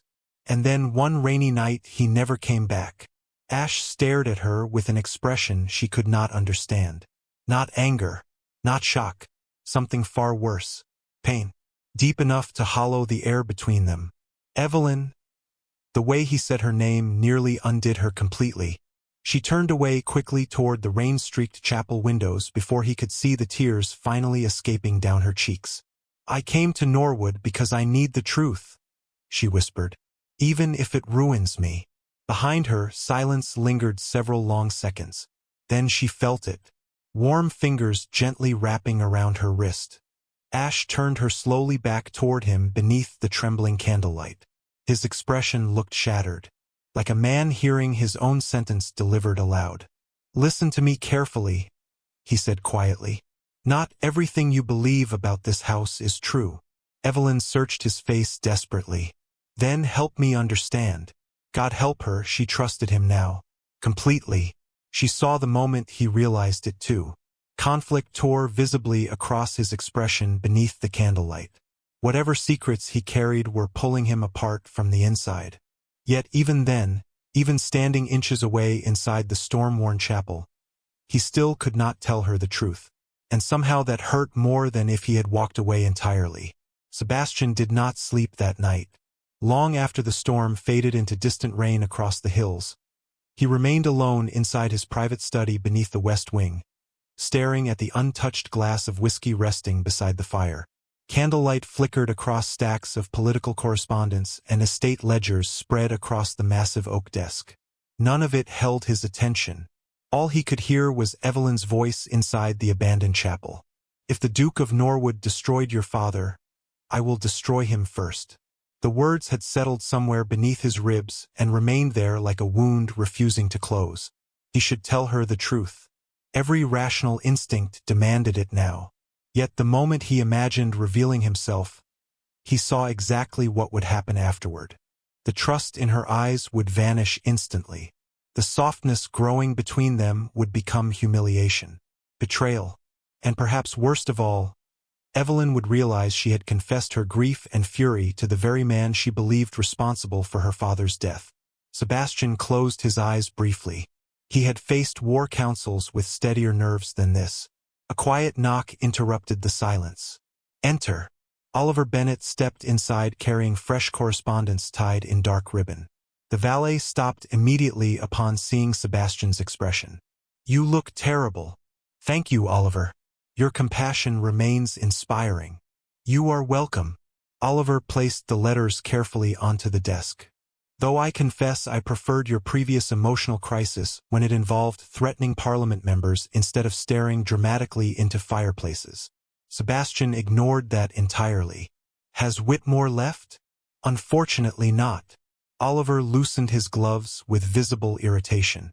Apparently the roads remained too dangerous despite the fact half the staff traveled into town this morning without incident. Of course, Cedric Whitmore never remained anywhere without purpose. Sebastian rose slowly from his chair and crossed toward the rain-streaked windows overlooking the northern grounds. Dawn had not fully broken yet.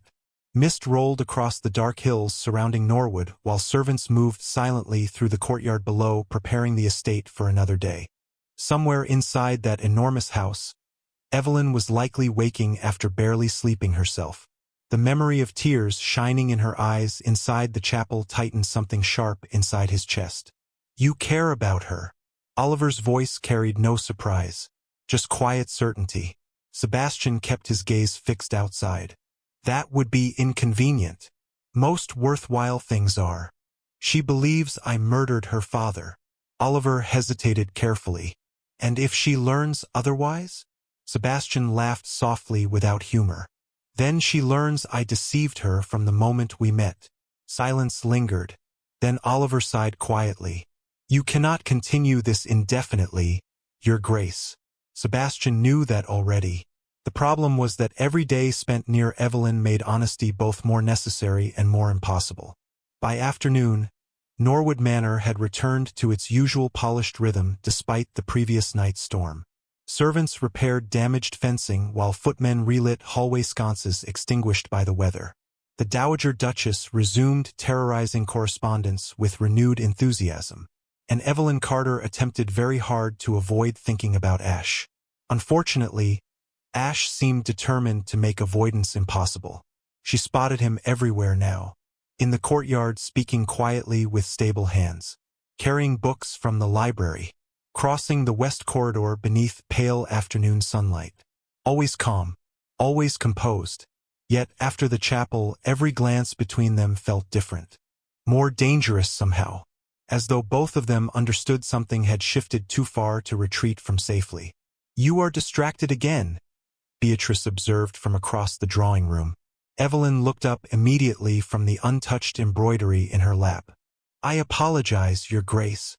The older woman's sharp eyes narrowed slightly.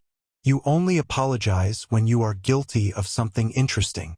Before Evelyn could answer, another voice interrupted smoothly from the doorway. "Am I interrupting?" Cedric Whitmore entered the drawing room carrying effortless aristocratic charm like a weapon polished through years of practice. Tall, elegant, handsome in the careful way ambitious men often were. His smile appeared warm enough to reassure strangers while revealing absolutely nothing genuine underneath. Evelyn instantly understood why her father distrusted him. "Lord Whitmore," Beatrice said dryly. "How unfortunate." Cedric laughed politely as though insult amused him. "Your Grace wounds me. Not nearly enough." He turned toward Evelyn then, and something in his expression sharpened subtly. "Miss Carter, I was hoping you might join me for a walk through the gardens before supper." Every instinct inside Evelyn recoiled immediately, yet refusing too quickly might attract suspicion. "That is kind of you, my lord." "Excellent." Cedric offered his arm smoothly. The rain finally stopped, and Norwood's northern gardens are quite beautiful this time of year. Beatrice watched the exchange with visible disapproval but said nothing. Evelyn rose carefully and accepted Whitmore's arm before she could invent a socially acceptable escape. The northern gardens stretched across several acres behind the manor, still glittering with rainwater beneath pale autumn sunlight. Cedric guided her along the gravel paths with practiced elegance while servants trimmed storm-damaged hedges nearby. "You have settled into Norwood rather quickly," he remarked casually. Evelyn kept her expression composed. "Her Grace has been generous." "Yes." Cedric smiled faintly. "The Dowager Duchess rarely hires companions without reason." There it was already, the careful probing beneath polite conversation. Evelyn forced herself to remain calm. "I imagine aristocratic households enjoy mysteries. Some mysteries are more dangerous than others." He glanced toward her then. "Your father certainly believed so." Evelyn's pulse tightened painfully. "You knew him? Professionally?" Cedric's expression softened into carefully measured sympathy. "His death was tragic." Something about the performance chilled her instantly. Not because the sympathy sounded false, because it sounded rehearsed. "You work together often?" she asked carefully. "Occasionally." Cedric guided her farther along the path beneath dripping oak branches. Your father was a remarkably principled man. Admirable, though occasionally impractical. Exactly the kind of thing powerful men said about honest people after destroying them. He trusted the law, Evelyn replied quietly. Yes. Cedric's smile faded slightly. That tends to disappoint people eventually. Before Evelyn could answer, movement near the far gardens caught her attention. Ash stood near the stable fence speaking with another servant. The moment his eyes found Whitmore beside her, something cold flashed briefly across his expression. Not jealousy, she realized suddenly. Fury. The intensity of it startled her. Do you know the stable servant? Cedric asked lightly, following her gaze. Evelyn looked away too quickly. Only slightly. Interesting. His tone remained pleasant. He does not usually pay such close attention to guests. Heat rose instantly into Evelyn's face despite herself. Cedric noticed. Of course he noticed. Men like Whitmore noticed weaknesses professionally. I assure you, she said evenly, the staff's interest in me remains entirely innocent. I hope so. Cedric's smile returned, though his eyes stayed cold. Norwood can become dangerous for people who trust too easily. The warning settled uneasily inside her chest. Before she could respond, Beatrice's sharp voice echoed across the gardens from the terrace above. Whitmore, if you bore Miss Carter to death before supper, I shall have paperwork. Cedric sighed dramatically. Duty calls. Yet before escorting Evelyn back toward the manor, he leaned slightly closer and lowered his voice. If you ever wish to discuss your father's investigations privately, Miss Carter, I would be very interested. Evelyn forced herself not to react. Why? Cedric held her gaze steadily. Because some truths are far more complicated than grieving daughters realize. Then he smiled pleasantly and offered his arm once more as though the conversation meant nothing at all. By evening, unease followed Evelyn through every corridor of Norwood Manor. Cedric knew too much. About her father. About investigations. Perhaps even about why she came here. Worse, Ash had clearly recognized the danger as well. She found him just after supper near the rear courtyard stables, tightening saddle straps beneath the fading twilight. You should not walk alone with Whitmore, he said immediately without turning around. Evelyn stopped several feet away. Good evening to you as well. Ash finally looked toward her. The calm restraint usually softening his expression had vanished completely. What did he want? Conversation. About. You sound remarkably jealous for a stable servant. The words slipped out before caution stopped them. Silence fell instantly across the stable yard. One horse shifted softly behind the wooden stalls while lantern light flickered gold against the darkening sky. Ash stared at her with an expression impossible to read. Then quietly, perhaps I dislike men who smile while measuring how useful people might become. The honesty in his voice stole her breath unexpectedly. Evelyn stepped closer despite every sensible instinct warning her not to. You truly hate him? Yes. No hesitation. None at all. Why? Ash looked away toward the fading horizon beyond the stable doors. Because Whitmore destroys things quietly. The answer settled heavily between them. Evelyn searched his face carefully. You know something about him. I know enough. Frustration flared inside her chest again. You always stop speaking right before the truth. Ash laughed softly without humor. And you continue asking questions that could ruin your life. Maybe my life was ruined already. The words escaped more sharply than intended. Ash went still. Slowly, he stepped closer toward her beneath the lantern light. Do not say that. His voice lowered dangerously soft. You are alive. That matters. Evelyn's heartbeat stumbled once. God help her. But she trusted him now more than anyone else inside Norwood Manor. More than she should. More than was safe. Then help me understand what is happening, she whispered. Ash looked at her for a long moment filled with visible conflict. Then footsteps echoed sharply across the courtyard behind them. Both turned immediately. A young footman hurried toward the stables looking pale. Ash. The Duke sent word from London. Sebastian froze internally before recovering almost instantly. Evelyn noticed anyway. Not the words exactly. The reaction. Tiny. Controlled.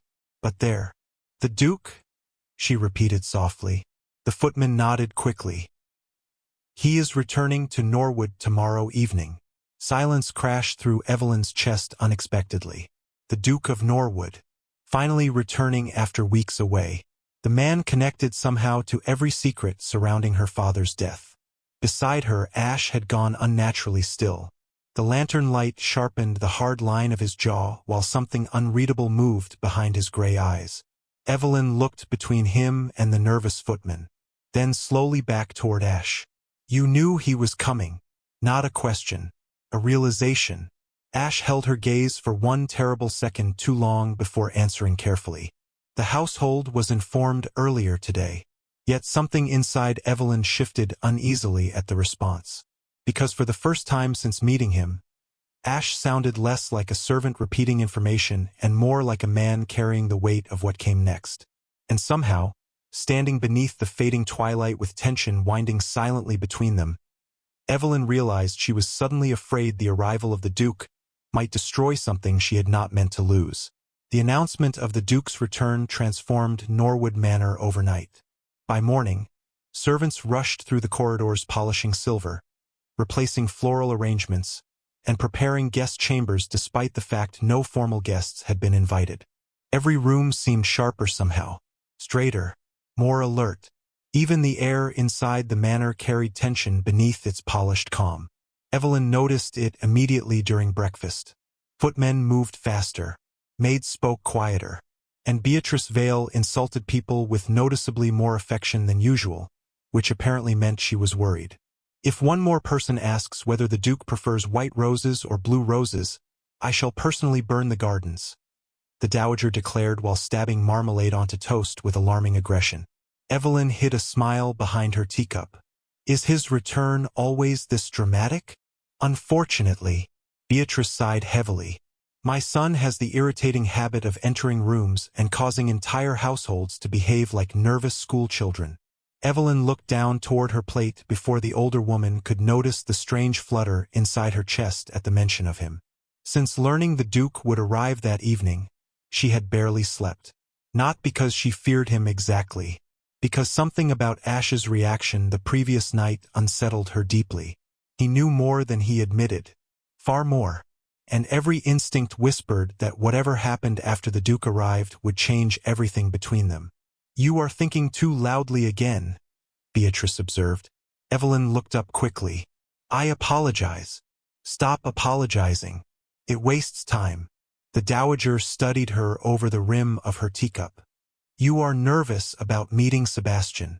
Evelyn hesitated carefully. Should I be? Probably. To Evelyn's surprise, Beatrice smiled faintly afterward. But not for the reasons people usually are. Before she could ask what that meant, the breakfast room doors opened and Cedric Whitmore entered carrying polished confidence and entirely too much charm for so early in the morning. Your Grace, Miss Carter. Beatrice looked visibly disappointed by his continued existence. Whitmore, I assumed the storm might finally carry you away. Your concern touches me deeply. Cedric took his seat calmly across from Evelyn. I hear Norwood's elusive Duke finally returns tonight. Something cold flickered briefly beneath the politeness in his expression. Evelyn noticed. So did Beatrice. You hear correctly, the Dowager replied flatly. Though if you begin another political conversation at my dinner table, I shall arrange your disappearance personally. Cedric laughed smoothly, but his gaze drifted toward Evelyn again. Measuring. Watching. Actually, he said lightly, I was hoping Miss Carter might assist me with something before supper. Every instinct inside her tightened immediately. Assist you? A brief matter involving your father's records. Evelyn went completely still. Across the table, Beatrice's expression sharpened dangerously. Explain, the Dowager said coldly. Cedric dabbed his napkin against his mouth with infuriating calm. Before Judge Carter's death, he delivered several sealed documents intended for parliamentary review. Unfortunately, Portions of those records vanished afterward. Evelyn's pulse hammered suddenly. What does that have to do with me? Cedric held her gaze steadily now. I believe your father entrusted something important to you before he died. Silence fell heavily across the breakfast room. Even the servants nearby seemed to sense the tension tightening beneath the conversation. Evelyn forced herself not to react visibly. You are mistaken. Am I? Cedric leaned back slightly in his chair. Your father was a careful man. He understood danger better than most judges. If he uncovered corruption inside Parliament, surely he would have protected evidence somehow. Beatrice set down her teacup with quiet precision.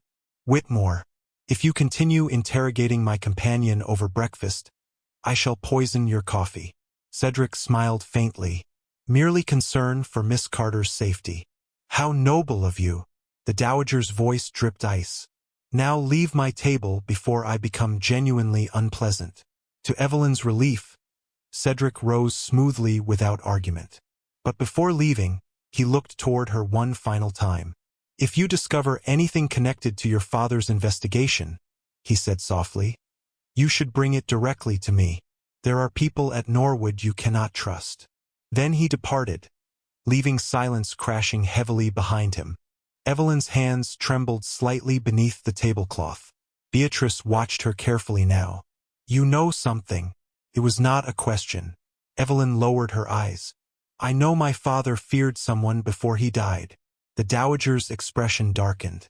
And now Whitmore fears what your father left behind. A cold realization moved slowly through Evelyn's chest. Cedric suspected she possessed evidence, which meant the documents hidden inside the underground archives mattered far more than she realized. And if Whitmore already suspected her, time was running out. By afternoon, rain returned softly across the estate while Norwood Manor prepared obsessively for the Duke's arrival. Evelyn escaped the suffocating atmosphere upstairs by retreating toward the West Library with one purpose fixed clearly in her mind. She needed the hidden records before Whitmore found them first. The library stood empty except for the crackling fire and endless rows of towering shelves stretching toward the shadowed ceiling. Evelyn crossed quickly toward the hidden entrance beneath the west molding. Her pulse raced harder with every passing second. If she could retrieve the documents connected to her father's investigation before evening, she might finally understand who truly caused his death. A hand caught her wrist just before she touched the hidden panel. Evelyn gasped softly and turned sharply. Ash stood beside her beneath the dim library light, gray eyes dark with unmistakable tension. Do not go down there alone. His voice sounded lower than usual, controlled too tightly. Evelyn tried to pull her hand free, but his grip remained firm without hurting her. Whitmore knows my father hid something, she whispered urgently. I heard him this morning. Ash's expression hardened instantly. What exactly did he say? That records disappeared after my father died. She looked up at him desperately. If Whitmore is searching for evidence, then whatever is hidden beneath Norwood matters. Silence stretched between them. Ash released her wrist slowly, though his fingers lingered against her skin 1 second longer than necessary. Come with me, he said quietly. They descended into the underground archive together beneath flickering lantern light and gathering rain above the manor. The hidden chamber felt colder this time, more dangerous somehow. Ash locked the entrance behind them before crossing directly toward the rear shelves lined with parliamentary records. He moved with alarming familiarity through the archives, navigating narrow aisles without hesitation. Evelyn watched him carefully now. Every gesture screamed education, authority, confidence no servant should possess. Yet somehow she could no longer force herself to care. Not when trust had already rooted itself too deeply inside her chest. Here, Ash removed a faded leather folder hidden behind several estate ledgers. Your father reviewed these shortly before his death. Evelyn accepted the documents with trembling fingers. Inside rested copies of financial transfers between court officials and parliamentary members across England. Land purchases, bribes disguised as legal settlements, judicial appointments manipulated through hidden payments. Her stomach tightened sharply as one name appeared repeatedly across the pages. Cedric Whitmore. "Dear God," she whispered. Ash watched her carefully while she turned another page. Then another. Suddenly a folded letter slipped free from between the records and landed softly against the table. Evelyn froze immediately. She recognized the handwriting. Her father's. Hands shaking violently now, she unfolded the paper beneath the lantern light. "If anything happens to me, trust the records beneath Norwood. The corruption reaches higher than I feared. Whitmore is only part of it. The Duke must never discover what they offered me in exchange for silence." Evelyn's breath caught painfully. Ash went completely still across the table. Slowly, she looked up toward him. "What does this mean?" He did not answer immediately, which terrified her more than if he had. "Ash." Her voice trembled. "What did they offer my father?" Conflict tore visibly across his expression. Then finally, quietly, "Protection." The word echoed through the underground chamber like a bell tolling through empty stone. Evelyn stared at him in disbelief. Protection from who? Ash looked away briefly toward the shelves surrounding them. People willing to destroy anyone threatening their influence. Including the Duke? Silence. That terrible silence again. Evelyn's pulse hammered harder now. "Tell me the truth." Before he could answer, footsteps echoed faintly above the hidden staircase. Both froze instantly. Voices followed moments later. One of them unmistakably belonged to Cedric Whitmore. "Search the lower corridors again," Whitmore ordered sharply overhead. "She is hiding something." Fear slammed through Evelyn's chest. Ash extinguished the nearest lantern immediately until darkness swallowed most of the underground chamber. Then he stepped close enough that his voice brushed softly against her ear. "Listen carefully." His hand closed gently but firmly around hers. "You cannot let Whitmore find those documents." Evelyn clutched the records tighter instinctively. "Why?" Ash looked at her through the dim shadows beneath the archive lantern. And for the first time since meeting him, she saw genuine desperation beneath his carefully controlled expression. "Because if those papers become public tonight," he said quietly, "everything will collapse." Above them, footsteps thundered closer across the hidden corridor, while Whitmore's voice echoed again through the darkness. "Find her." Evelyn's heartbeat roared painfully now. She looked down toward the records hidden against her chest. Then back toward Ash standing impossibly close beside her beneath the underground shadows. "I am going to expose all of this," she whispered. Ash closed his eyes briefly as though the words physically hurt him. "Evelyn." No, her voice trembled with grief and fury and exhaustion. "My father died for this truth." Tears burned behind her eyes again. "I will not bury it simply because powerful men are afraid." The silence between them shattered slowly after that, because in that terrible moment, Sebastian realized exactly what she intended to do. She was going to reveal the scandal publicly during the Duke's return gathering that evening. Reveal the corruption. Reveal Whitmore. Reveal everything hidden beneath Norwood Manor. And if she succeeded before learning who he truly was, Evelyn Carter would unknowingly destroy the man she had already begun to trust with her heart. The ballroom of Norwood Manor had been transformed into a kingdom of candlelight by the time the first carriages arrived after sunset. Crystal chandeliers blazed overhead like captured stars, while musicians tuned violins beneath the sweeping marble staircase at the center of the hall. Servants moved gracefully through the growing crowd, carrying silver trays of champagne and delicate pastries. Everywhere Evelyn looked, aristocracy glittered beneath gold silk and polished jewels. Dukes, earls, parliament members, wealth wrapped in velvet and diamonds, and hidden beneath all of it, corruption.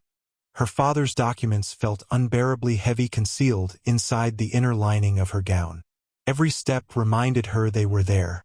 Every glance from Cedric Whitmore tightened the knot of dread inside her chest.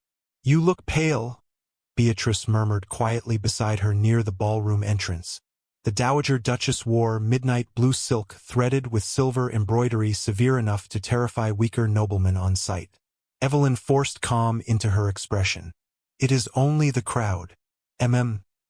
Beatrice studied her carefully. "You are a terrible liar when frightened." Before Evelyn could answer, Another carriage arrived outside. Voices rose near the entrance hall. The atmosphere shifted instantly. Not louder exactly, sharper, like the entire ballroom inhaled at once.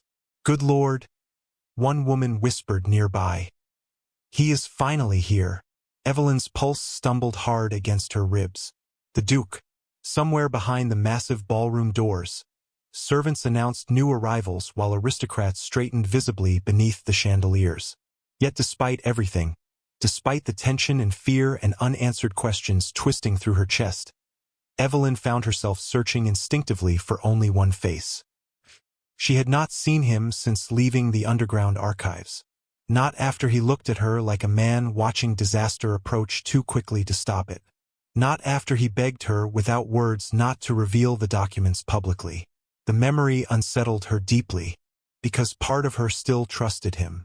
God help her, part of her wanted to trust him more than the evidence hidden inside her gown. "Miss Carter." Cedric Whitmore appeared beside her with practiced elegance and perfectly controlled charm. Tonight he wore black formal evening clothes tailored so precisely they looked painted onto him. "You seem anxious." Evelyn forced herself not to step backward. Large gatherings have that effect. Cedric's eyes lingered carefully on her face. Watching, measuring. "You should be cautious tonight." "That sounds remarkably close to a threat." "A warning," he corrected smoothly. "There are dangerous people inside this house." Before Evelyn could respond, the ballroom doors opened fully. Silence crashed through the crowd like a physical force. Every conversation stopped instantly. Even the musicians faltered beneath the sudden stillness. Evelyn turned toward the grand staircase just as the butler's voice echoed through the hall. "His Grace, Sebastian Vale, Duke of Norwood." The room fell silent. A man stepped through the ballroom entrance dressed entirely in black. Tall, broad-shouldered, impossibly composed beneath the golden chandelier light. Gasps rippled softly through the crowd as aristocrats bowed and curtsied in flawless sequence before him. Yet Evelyn heard none of it. Because the Duke of Norwood had ashes eyes. Her breath vanished. The world tilted violently sideways for one impossible second as the figure at the top of the staircase descended slowly into the candlelight. Gray eyes, dark hair, the faint scar near his jawline. Every terrifyingly familiar detail sharpened beneath the elegance of a duke's formal attire. Not Ash. Never Ash. Sebastian Vale moved through the silent ballroom with the terrifying confidence of a man entirely accustomed to command. Every nobleman stepped aside instinctively as he passed. Every woman watched him with fascination and caution woven together. Yet his gaze found only one person in the entire crowded room. Evelyn. She could not breathe. Memories shattered violently through her mind one after another. The servant kitchens. The hidden archives. The chapel during the storm. His hands steadying her beside the frightened horse. His voice whispering in the dark beneath Norwood Manor. "Not everything you believe about this house is true." Dear God, the realization struck so hard it physically hurt. He lied to her. Every moment, every conversation, every glance. He had stood beside her pretending to be a servant while she confessed her grief and fury toward the very man he truly was. "Evelyn." Beatrice's voice sounded distant now, concerned. But Evelyn could barely hear anything above the roaring shock inside her chest. Sebastian descended the final staircase step without looking away from her. The ballroom remained frozen in complete silence around them. Noblewomen whispered behind jeweled fans. Parliament members watched carefully from beside the champagne tables. Somewhere nearby, Cedric Whitmore smiled. Evelyn saw it from the corner of her vision. Smug satisfaction hidden beneath polite amusement. Of course he knew. Everyone knew except her. Humiliation crashed through her so sharply she nearly swayed where she stood. She remembered laughing with Ash in the kitchens, trusting him inside hidden corridors, crying in front of him inside the chapel while confessing she intended to destroy the Duke of Norwood. And all the while he had listened, watched, pretended. Sebastian stopped several feet away before her beneath the massive chandelier light. The entire ballroom waited. "Miss Carter," he said quietly. Not Ash's voice now. The Duke's. controlled, powerful. Yet beneath it she heard unmistakable tension. Evelyn stared at him like a stranger. "Your Grace." The formal words tasted like betrayal. Something flickered painfully behind Sebastian's expression at the distance in her voice. "Good. Let him feel it." Around them, whispers spread rapidly through the ballroom. "That is the Dowager's companion. The Duke knows her? How strange. How scandalous." Evelyn's pulse hammered violently beneath her corset. She could not remain standing here another second while the entire room watched her humiliation unfold like entertainment. She moved to step around him. Sebastian caught her wrist gently before she could pass. The contact burned straight through her gloves. "Please," he said quietly enough only she could hear. "Do not leave." The audacity of it nearly shattered her composure entirely. Evelyn looked up sharply into the face she thought she knew. "You lied to me." Pain crossed his expression so quickly most people would never have noticed it. But she did, because she had memorized his face long before learning his real name. "Evelyn, do not." Her voice trembled despite every effort to control it. "Do not speak to me like we are the same people we were this afternoon." Around them, the ballroom remained breathlessly silent. Beatrice stepped forward at last, her sharp gaze moving between them with visible alarm. "Sebastian." The Duke did not look away from Evelyn. "Mother, perhaps this conversation belongs somewhere private." "No." Evelyn pulled her wrist free immediately. "I think everyone should hear this conversation, since apparently I have been the only fool in the room." Gasps spread softly through nearby aristocrats. Cedric Whitmore watched with open fascination now. Sebastian's jaw tightened sharply. "You are upset." Evelyn laughed once without humor. "How observant." She stepped backward slowly, unable to bear his closeness another second. "Tell me, Your Grace, was any part of it real?" Silence. Terrible silence. Sebastian looked at her with something dangerously close to heartbreak behind his eyes. But Evelyn no longer knew what to believe. "The kitchens?" she whispered. "The chapel? The archives?" Her voice cracked painfully. "Did you enjoy watching me trust you while knowing exactly who I hated?" "No." The answer came instantly, raw enough that several nearby nobles looked startled. Sebastian stepped toward her again, lowering his voice carefully. "I never wanted to deceive you. You impersonated a servant for weeks. Because I needed—" He stopped himself sharply. Evelyn shook her head slowly. "No. Do not explain it now." Tears burned furiously behind her eyes, but she refused to let them fall here. Not in front of half of London society watching her humiliation beneath crystal chandeliers. "You listened while I spoke about my father," she whispered. "You held me while I cried about the Duke of Norwood." Her breath trembled painfully now. "And all that time you were him." The devastation on Sebastian's face deepened visibly. Around them, silence had become unbearable. No music, no conversation, just hundreds of aristocrats watching the impossible scene unfold between England's most feared duke and the grieving daughter of a dead judge. Then Cedric Whitmore moved smoothly forward through the crowd. "Your Grace," he said pleasantly. "What an unexpected reunion." Sebastian's entire expression changed instantly at the sound of Whitmore's voice. Colder, harder, dangerous. "Whitmore." Cedric smiled lightly while glancing between them. "Poor Miss Carter appears distressed. I can only imagine how shocking this revelation must feel." Evelyn saw it then, the satisfaction hidden beneath Whitmore's concern. He wanted this, wanted the humiliation, wanted her isolated and furious before she exposed the documents hidden inside her gown. Suddenly Sebastian stepped slightly closer to her side. Subtle enough that most people would not notice. Protective enough that Whitmore definitely did. "You should be careful discussing Miss Carter's feelings," Sebastian said quietly. "You may discover they are not your concern." Tension snapped sharply through the ballroom. Cedric's smile cooled fractionally. "Of course." His gaze drifted meaningfully toward Evelyn. "Though I suspect Miss Carter and I share similar questions regarding certain deceptions." Sebastian's eyes darkened dangerously. "Enough." The single word cut through the ballroom like a blade. Even the musicians stiffened. Evelyn looked between them, suddenly realizing something far worse than personal betrayal was unfolding beneath the surface. This was not simply deception anymore. This was war. And she was standing directly in the center of it, holding documents powerful enough to destroy all of them. "I need air," she whispered.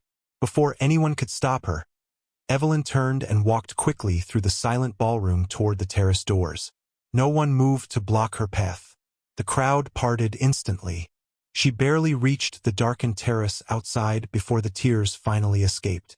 Cold night air struck her face while distant rain clouds rolled across the moonlit hills surrounding Norwood Manor. Somewhere behind her, ballroom music finally resumed shakily, as though society itself struggled to recover from what it had just witnessed. Footsteps followed moments later. Of course they did. Evelyn did not turn around. "Go away." Silence behind her. Then Sebastian's voice, lower now, stripped raw of aristocratic control. "I know you hate me right now." Evelyn laughed bitterly through her tears. "You do not know anything about what I feel." Another silence. Then carefully, "That is not true." She closed her eyes painfully. God help her. Hearing his real voice hurt more than the lies. Because beneath the title and deception and impossible betrayal, she still recognized the man from the kitchens, the chapel, the hidden archives, and that made everything infinitely worse. Moonlight spilled across the terrace stones in pale silver lines, while distant music drifted faintly through the ballroom windows behind them. Somewhere inside Norwood Manor, aristocrats had already begun tearing apart the evening with whispered speculation. England's most feared duke exposed beside the grieving daughter of a dead judge. A servant who was never a servant. A woman who looked ready to shatter beneath humiliation and fury. Sebastian barely noticed any of it. All he could see was Evelyn standing rigid beside the terrace railing with tears shining silently down her face. "Do not come closer." Her voice trembled despite the steel inside it. Sebastian stopped immediately. Cold night air moved between them, carrying the scent of rain and autumn leaves from the dark gardens below. He had imagined this moment 100 different ways during sleepless nights inside the West Wing. None ended with Evelyn looking at him like a stranger. "You deserved the truth," he said quietly. Evelyn laughed bitterly without turning around. "Interesting, because from where I stand, it seems you believed I deserved manipulation instead." The words landed hard because they were deserved. Sebastian stared at the moonlit outline of her shoulders trembling beneath pale blue silk. He had spent years controlling negotiations, controlling estates, controlling every dangerous variable surrounding his life. Yet somehow he completely lost control the moment Evelyn Carter began trusting him. "I never intended for this to happen." "That is supposed to comfort me?" She turned sharply toward him at last. Tears streaked her cheeks now, but anger burned brighter than grief inside her eyes. "Do you understand what you did to me?" Sebastian's chest tightened painfully. "Yes." "No," she shook her head hard.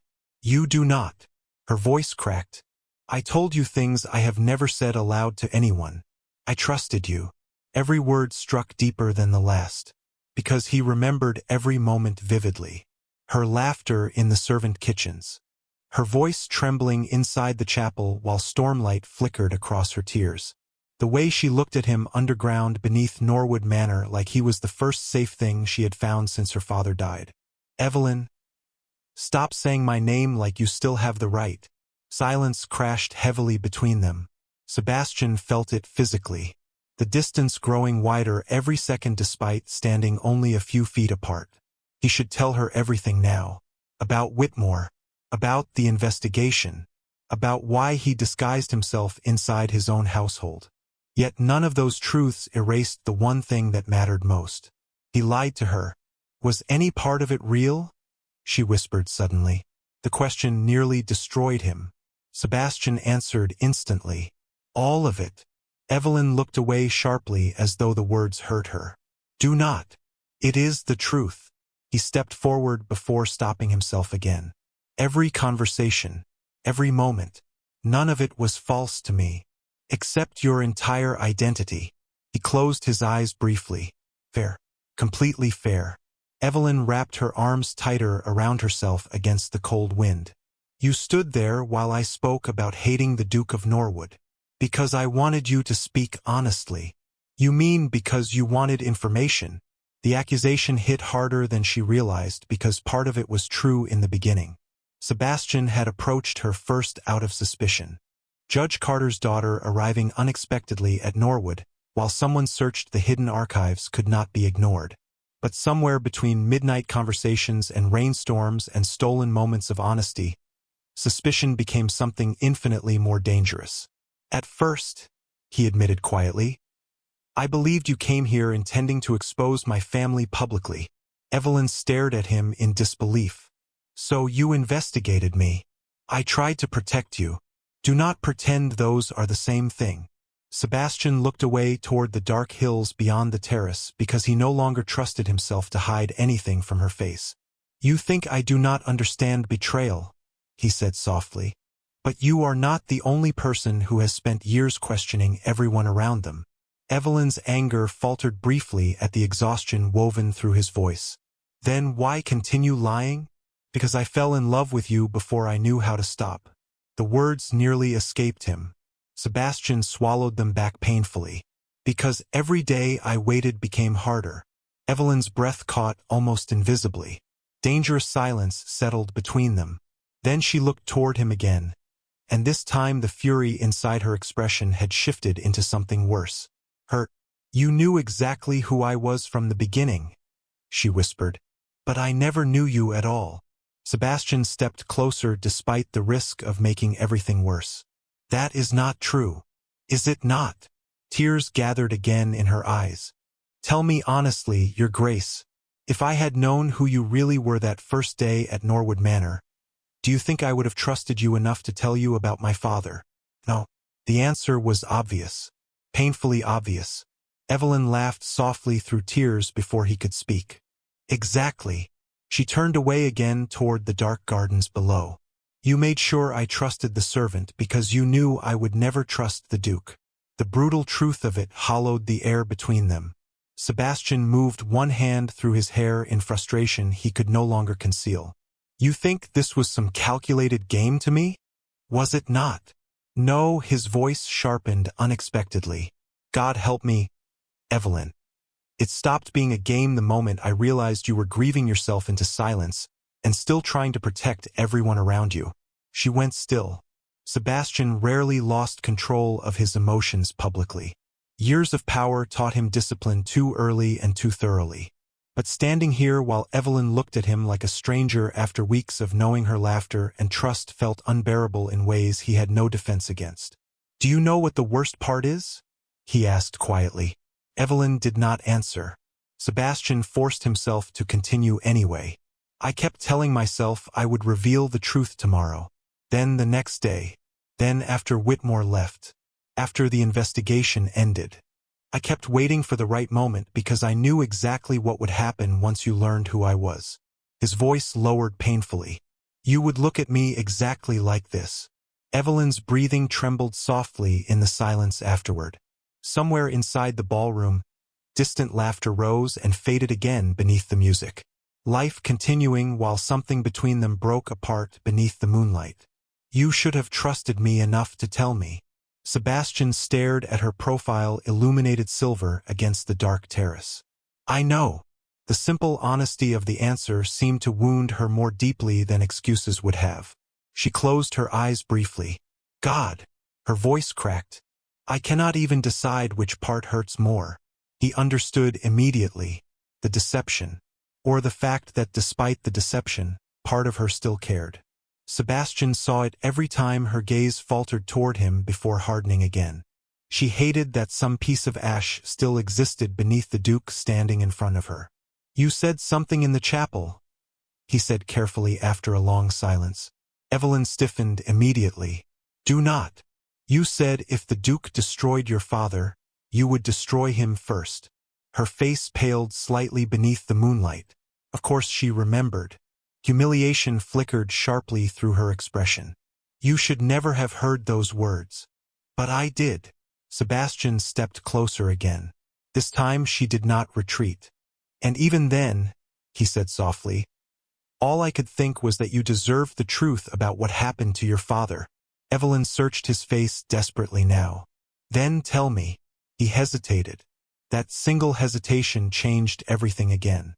Evelyn's expression closed instantly. There it is. Evelyn? No, she stepped backward at last. You still cannot do it. Sebastian felt the moment her trust fractured further between them. I am trying to protect you. From what? Her voice rose sharply. You keep saying that. Everyone keeps saying that. But no one actually tells me the truth. She reached suddenly toward the hidden inner fold of her gown and pulled free the packet of documents from the underground archive. Sebastian's pulse stopped cold. Evelyn. No more secrets. Her hands trembled violently around the papers. These records connect Whitmore to judicial corruption. My father died because of this. Sebastian's entire body tightened instantly. Put those away. Why? Because if Whitmore sees them, he already suspects. Tears burned down her cheeks again. I am done hiding. Sebastian moved before thinking. He caught her wrist gently but firmly, lowering his voice. Listen to me carefully. You do not understand how dangerous this has become. Then explain it. I cannot. The words came out rougher than intended. Evelyn stared at him in shattered disbelief. You still choose silence. I choose keeping you alive. The honesty exploded between them before he could stop it. Evelyn froze completely. So did Sebastian. Neither moved beneath the cold moonlight afterward. Her heartbeat fluttered visibly in the hollow of her throat. Why? She whispered. Because I love you. The confession rose violently inside his chest. He nearly said it. God help him. He nearly ruined everything right there on the terrace simply because the thought of losing her trust entirely felt unbearable. Instead, he forced himself silent. Coward. The word echoed bitterly through his mind. Evelyn looked at him for several endless seconds while understanding slowly moved through her expression. Not complete understanding, but enough. Enough to realize his feelings were no longer detached or strategic or distant. And somehow that realization hurt her too. You should have told me sooner, she whispered. Sebastian nodded once because he had no defense left. Suddenly the terrace doors opened behind them. Both turned sharply. Oliver Bennet stepped outside looking unusually tense. Your Grace. The valet's gaze flicked briefly toward Evelyn before returning to Sebastian. We have a problem. Sebastian immediately recognized the warning beneath Oliver's controlled tone. What happened? Whitmore searched Miss Carter's chamber during the ball. Evelyn's blood went cold. Oliver continued quietly. And now he knows documents are missing from the underground archives. Silence shattered across the terrace. Sebastian's expression darkened instantly into something lethal beneath the moonlight. Evelyn clutched the papers tighter against her chest as fear swept violently through her again. But worse than fear was the realization settling slowly inside her heart while she stared at the man before her. Because despite the lies and betrayal and shattered trust between them, the person she wanted beside her when everything collapsed was still him. Sebastian moved immediately. Oliver, seal the West Wing corridors. No one enters or leaves without my authorization. Already done, Oliver replied quietly. Your mother is distracting the ballroom guests. Good. Beatrice Vale could contain social chaos better than most generals handled war. Sebastian turned back toward Evelyn, standing rigid beneath the terrace moonlight with the documents still clutched tightly against her chest. Fear and anger warred visibly across her expression now. Come with me, he said. Evelyn hesitated only briefly before nodding once. The realization struck Sebastian harder than it should have. Even after everything, she still chose to trust him when danger closed in. That trust felt dangerously fragile now, like glass already cracked beneath pressure. They crossed quickly through the darkened west corridors while distant ballroom music continued downstairs as though the world had not shifted completely off balance. Servants stepped aside instantly at Sebastian's approach, bowing their heads with visible tension. Evelyn noticed every reaction now. The authority in his voice, the silence following him through the manor, the impossible contrast between Ash the servant and Sebastian Vale the Duke. Yet strangely, the differences no longer shocked her as much as they hurt. He led her toward a private study hidden behind the West Library, locking the door firmly behind them once inside. Firelight glowed low across dark wood shelves lined with legal volumes and estate records. Rain whispered softly against the tall windows overlooking the northern cliffs. Evelyn remained near the doorway, guarded despite her exhaustion. Sebastian removed his gloves slowly onto the desk. Whitmore searching your chamber means he believes you possess evidence capable of destroying him. Good. Her voice sharpened immediately. Perhaps he should be afraid. Sebastian looked at her carefully. You still intend to reveal the documents publicly? Yes. Even now. Especially now. Tears still shimmered faintly in her eyes, though anger held them back. My father died because powerful men believed they could bury the truth. Sebastian crossed toward the fire, jaw tight with visible conflict. Evelyn, there are names connected to these records beyond Whitmore. Then let them all fall. God, she sounded exactly like Nathaniel Carter. Same impossible honesty. Same refusal to bend once convinced of what was right. Sebastian understood suddenly why the older man trusted her with the truth despite the danger. Your father was trying to expose a judicial network tied to Parliament, he said quietly. Not simply corruption. Influence over court appointments across half of England. Evelyn stared at him. And you knew. Parts of it. How convenient. Sebastian exhaled slowly. I began investigating after your father's death, because I believed someone inside Parliament orchestrated the carriage accident. Evelyn's chest tightened painfully. Accident. The bitterness in her voice cut through the room. You still call it that? Sebastian looked directly at her. No, I call it murder. Silence crashed between them. Evelyn's breath caught sharply. For one impossible second, all anger vanished beneath shock. Then why keep this hidden? She whispered. Because I did not know who ordered it. Sebastian moved toward the desk and opened one locked drawer before withdrawing another folder sealed in dark ribbon. Until tonight. He handed the documents toward her. Evelyn unfolded them slowly beneath the firelight. Parliamentary transactions. Private land transfers. Judicial recommendations carrying signatures she recognized from her father's notes. Then one final page stopped her cold. Cedric Whitmore's name appeared repeatedly beside another signature.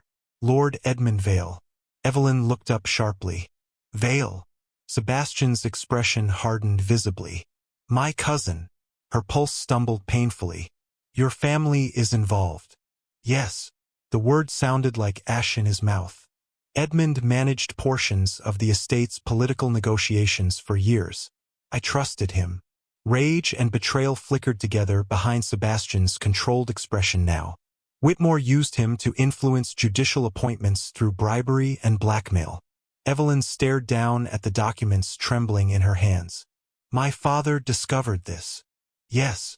Sebastian looked away briefly toward the rain-dark windows. Nathaniel Carter refused every offer made to him.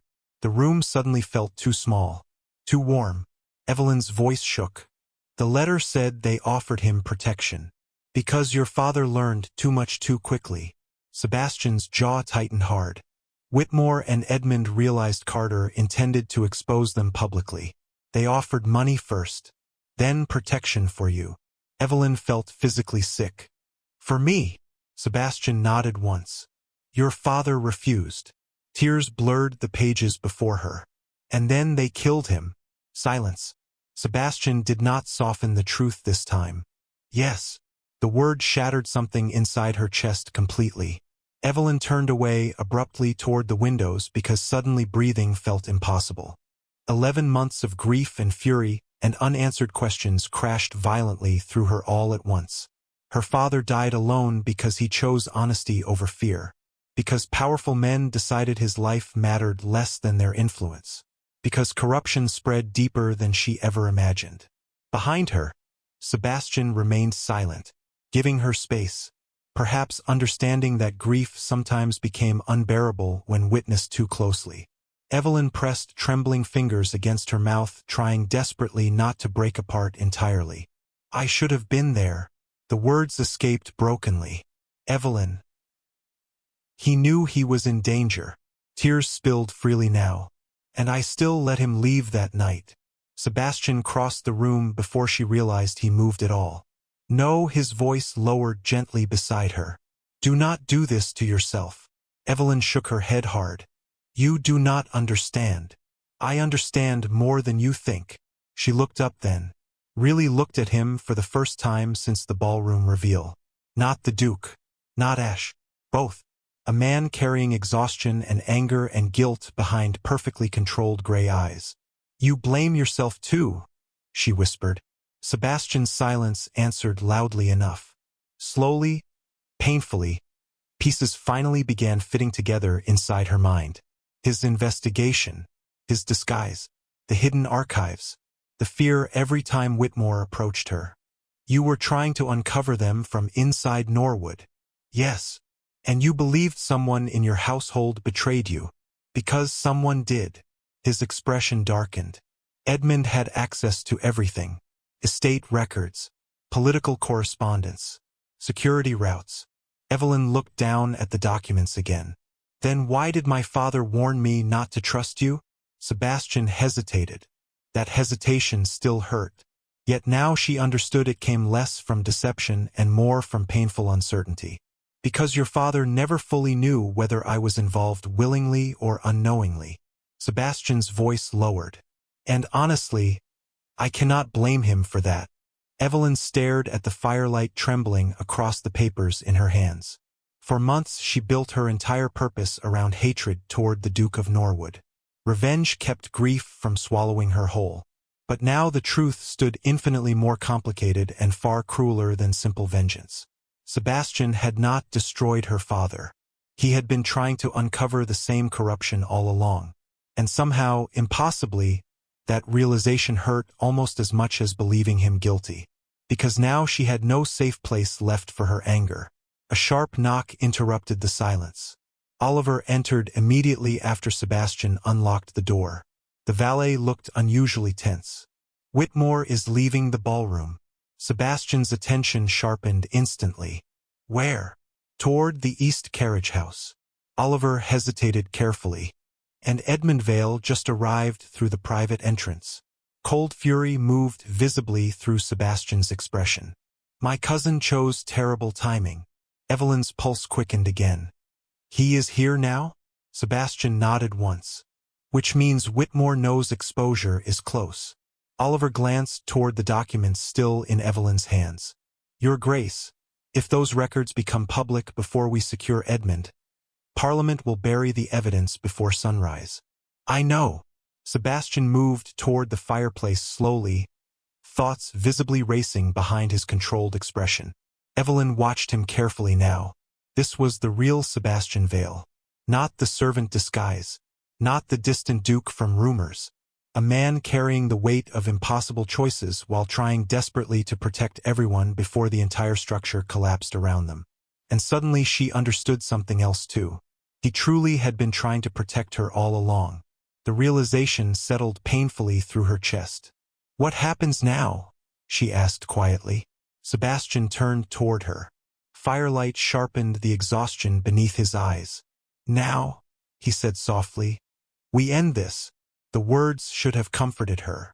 Instead, fear tightened sharply inside her stomach. Because endings rarely arrived without destruction first. Oliver moved toward the study door again before pausing suddenly. There is one more thing. Sebastian frowned slightly. What? The valet looked toward Evelyn briefly before answering. Your cousin requested a private audience with Miss Carter specifically. Silence dropped heavily across the room. Sebastian's expression turned dangerous instantly. Denied. Already done. Oliver lowered his voice. But Edmund told the footmen to inform Miss Carter that her father's final message was never finished. Evelyn froze completely. What does that mean? Oliver shook his head slightly. He claimed Nathaniel Carter left something else behind before his death. Something only you were meant to find. The room seemed to tilt beneath Evelyn's feet. Another secret. Another hidden truth buried beneath everything she thought she understood.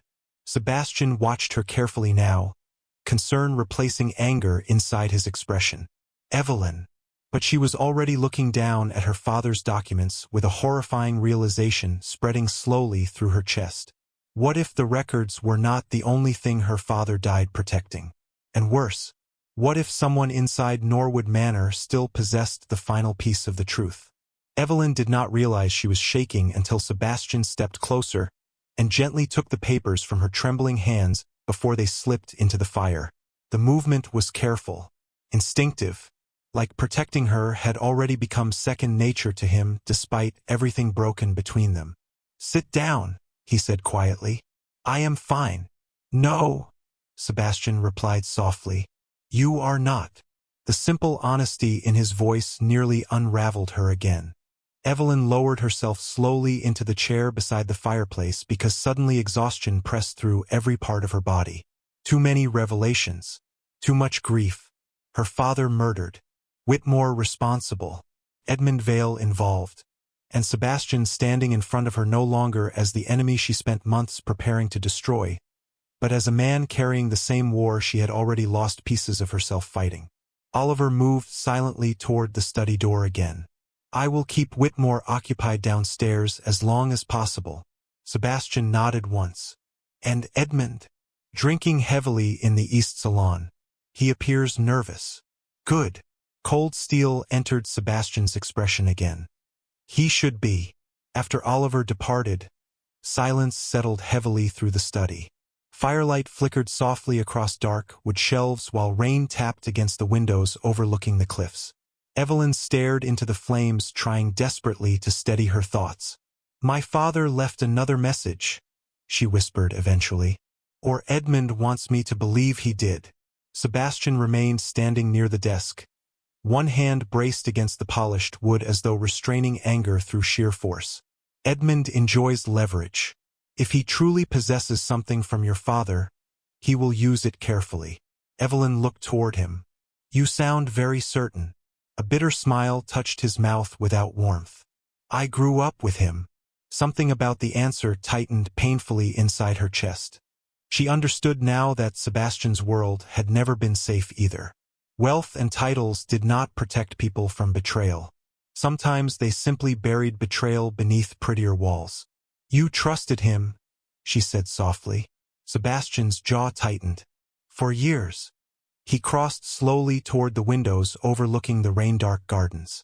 "When my father died, Edmund helped manage estate affairs while I inherited the title. He understood politics, parliament, negotiations." His voice lowered slightly. "I thought he was loyal."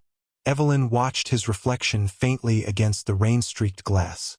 "And now I know he sold honest men for influence." The fury beneath his calm tone chilled the room more effectively than winter air. Evelyn looked down toward her hands folded tightly in her lap. "My father always said corruption survives because powerful people convince themselves compromise is necessary." Sebastian turned toward her again slowly. "Nathaniel Carter believed the law should protect ordinary people equally."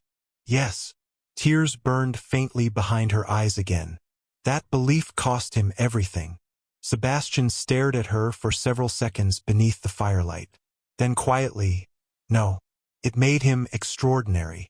The words shattered through her grief unexpectedly. Evelyn looked away quickly before he noticed how deeply they affected her. God help her, but every moment he spoke honestly made hating him harder. That felt dangerously unfair after all the lies between them. A sudden knock interrupted the silence. Before either could answer, Beatrice Vale swept into the study wrapped in silver silk and barely controlled fury. "Your ballroom resembles a battlefield," she announced sharply. 3 viscountesses are already inventing affairs between Evelyn and half the nobility downstairs. Her gaze moved immediately between them. "And judging from your faces, matters have worsened." Sebastian crossed toward his mother. "Whitmore knows Evelyn possesses the records." Beatrice's expression hardened instantly. "Then we no longer have time for caution." Evelyn rose slowly from the chair. "There is something else." She explained Edmund's message quickly while the dowager listened in complete silence. By the end, Beatrice looked genuinely troubled for the first time since Evelyn arrived at Norwood. Edmund would not risk contacting you directly unless he believed circumstances were collapsing. Then he truly has something, Evelyn whispered. Perhaps. Beatrice studied her carefully. Or perhaps he wants to lure you into isolation before Whitmore regains control. Sebastian stepped immediately toward Evelyn. You are not meeting Edmund alone. I never suggested. You were absolutely considering it. Annoyance flickered briefly through Evelyn despite everything. You do not control my decisions. No, Sebastian's gray eyes held hers steadily now. But I refuse to let Whitmore or Edmund use you again. Silence tightened softly between them.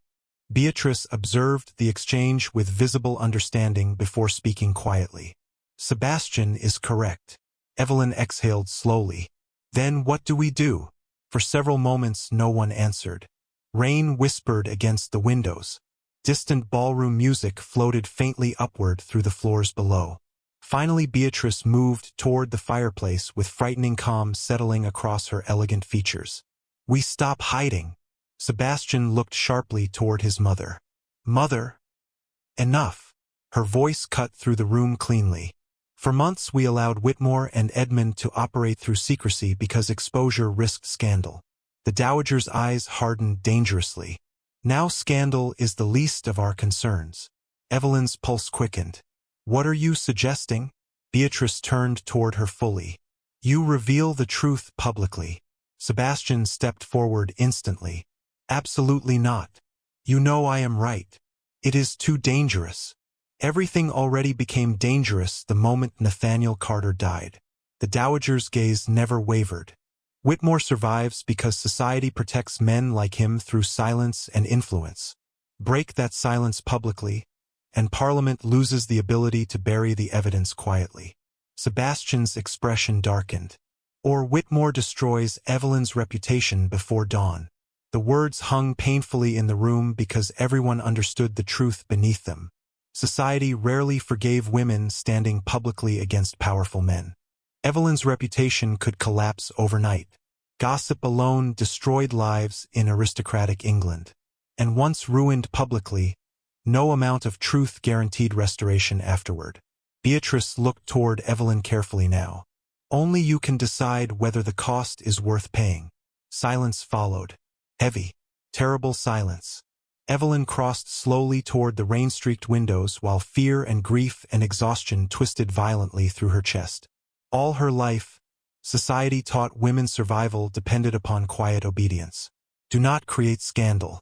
Do not challenge powerful men. Do not speak loudly enough to threaten the order protecting them. Her father ignored every one of those rules, and he died because of it. If I do this, she whispered softly, they will destroy me. No one denied it. Sebastian stepped closer behind her. Then do not do it. Evelyn turned sharply toward him. Pain flickered visibly across his face now beneath all the control and aristocratic restraint. You already lost too much because of this investigation, he said quietly. I will not watch them ruin you too. The sincerity in his voice nearly weakened her resolve completely. God help her. Part of her wanted to let him protect her now. To hand him the documents and allow the Duke of Norwood to fight the war instead. But then she remembered her father's handwriting trembling across those final letters. Truth matters even when power fears it. Evelyn looked between Sebastian and Beatrice before finally speaking. My father died believing honesty mattered more than safety. Tears blurred her vision again, but this time she did not look away from them. If I stay silent now, then Whitmore wins exactly the way men like him always win. Sebastian's expression closed briefly as though bracing against impact. Evelyn? No, her voice steadied slowly despite the fear beneath it. You asked earlier whether I still intended to expose the documents. She lifted her chin. I do. Beatrice nodded once. Not approval exactly. Respect. Sebastian looked at Evelyn for a very long moment afterward. Firelight flickered across his face, illuminating conflict sharp enough to break through every remaining layer of restraint. You understand what happens after tonight, he said quietly. Society will not forgive this easily. Evelyn almost laughed through the ache in her chest. Society already decided my worth the moment my father died disgraced. She stepped closer toward him slowly. At least now the disgrace will belong to the right people. God. The pride that moved through Sebastian's expression in that moment hurt almost more than anger ever could, because beneath all the deception and heartbreak between them, he looked at her like she was extraordinary. Then you will not stand alone, he said softly. Evelyn's breath caught. Beatrice watched them both carefully before moving toward the study door. The ballroom is waiting downstairs, the dowager announced dryly. And if I must endure one more conversation about imported French champagne while Parliament rots from the inside, I shall begin setting furniture on fire. The moment the door closed behind her, silence returned between Evelyn and Sebastian. Closer now, more fragile. He moved toward her slowly until only inches separated them beside the firelight. You still should not trust me completely, he said quietly. Evelyn looked up into gray eyes she once believed belonged only to a servant named Ash. That would be easier if you stopped giving me reasons to. Pain flickered through his expression again. Evelyn. The way he said her name still undid her completely. She hated that even after betrayal and lies and heartbreak, part of her still felt safest standing beside him. Sebastian reached up slowly, brushing one trembling tear gently from beneath her eye with his thumb. The tenderness of it nearly shattered the remaining distance between them. When this is over, he whispered softly, you may decide never to forgive me. Evelyn's heartbeat stumbled painfully. And if I cannot? For one impossible second, something dangerously hopeful broke through his carefully controlled expression. Then footsteps echoed suddenly outside the study door.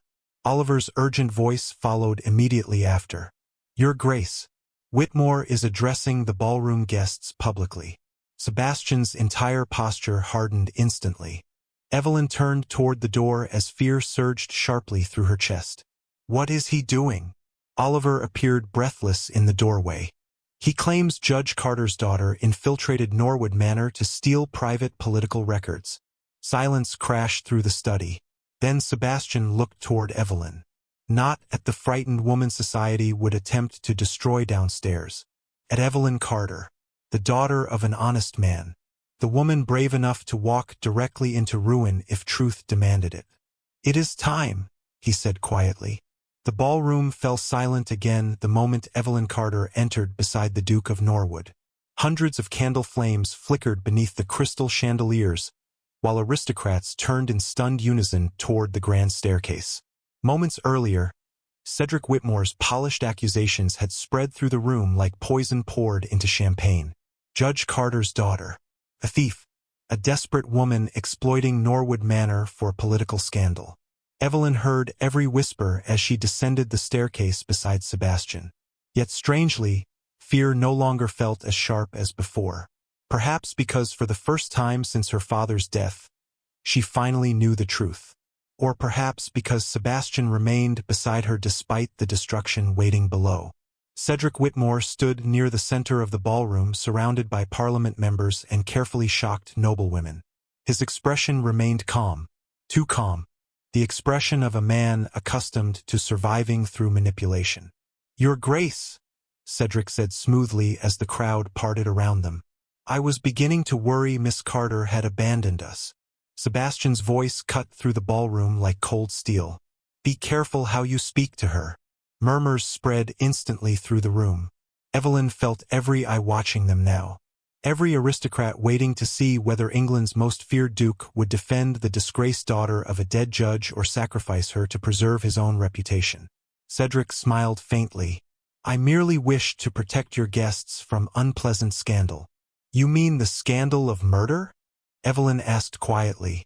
The ballroom went completely still. Even the musicians froze. Cedric's smile flickered almost invisibly. Miss Carter, he said carefully. Grief can sometimes lead people toward unfortunate accusations. Evelyn reached slowly into the hidden fold of her gown and withdrew the packet of documents before anyone could stop her. Gasps rippled softly across the ballroom. Cedric's expression hardened for the first time that evening.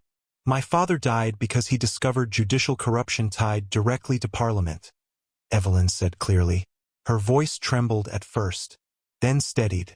These records contain proof of bribery involving court appointments, land transfers, and political coercion connected to Cedric Whitmore and Lord Edmundvale. Shock exploded quietly through the crowd. Parliament members exchanged alarmed looks. Noblewomen whispered behind jeweled fans. Somewhere near the ballroom entrance, Beatrice Vale watched with terrifying satisfaction beneath silver candlelight.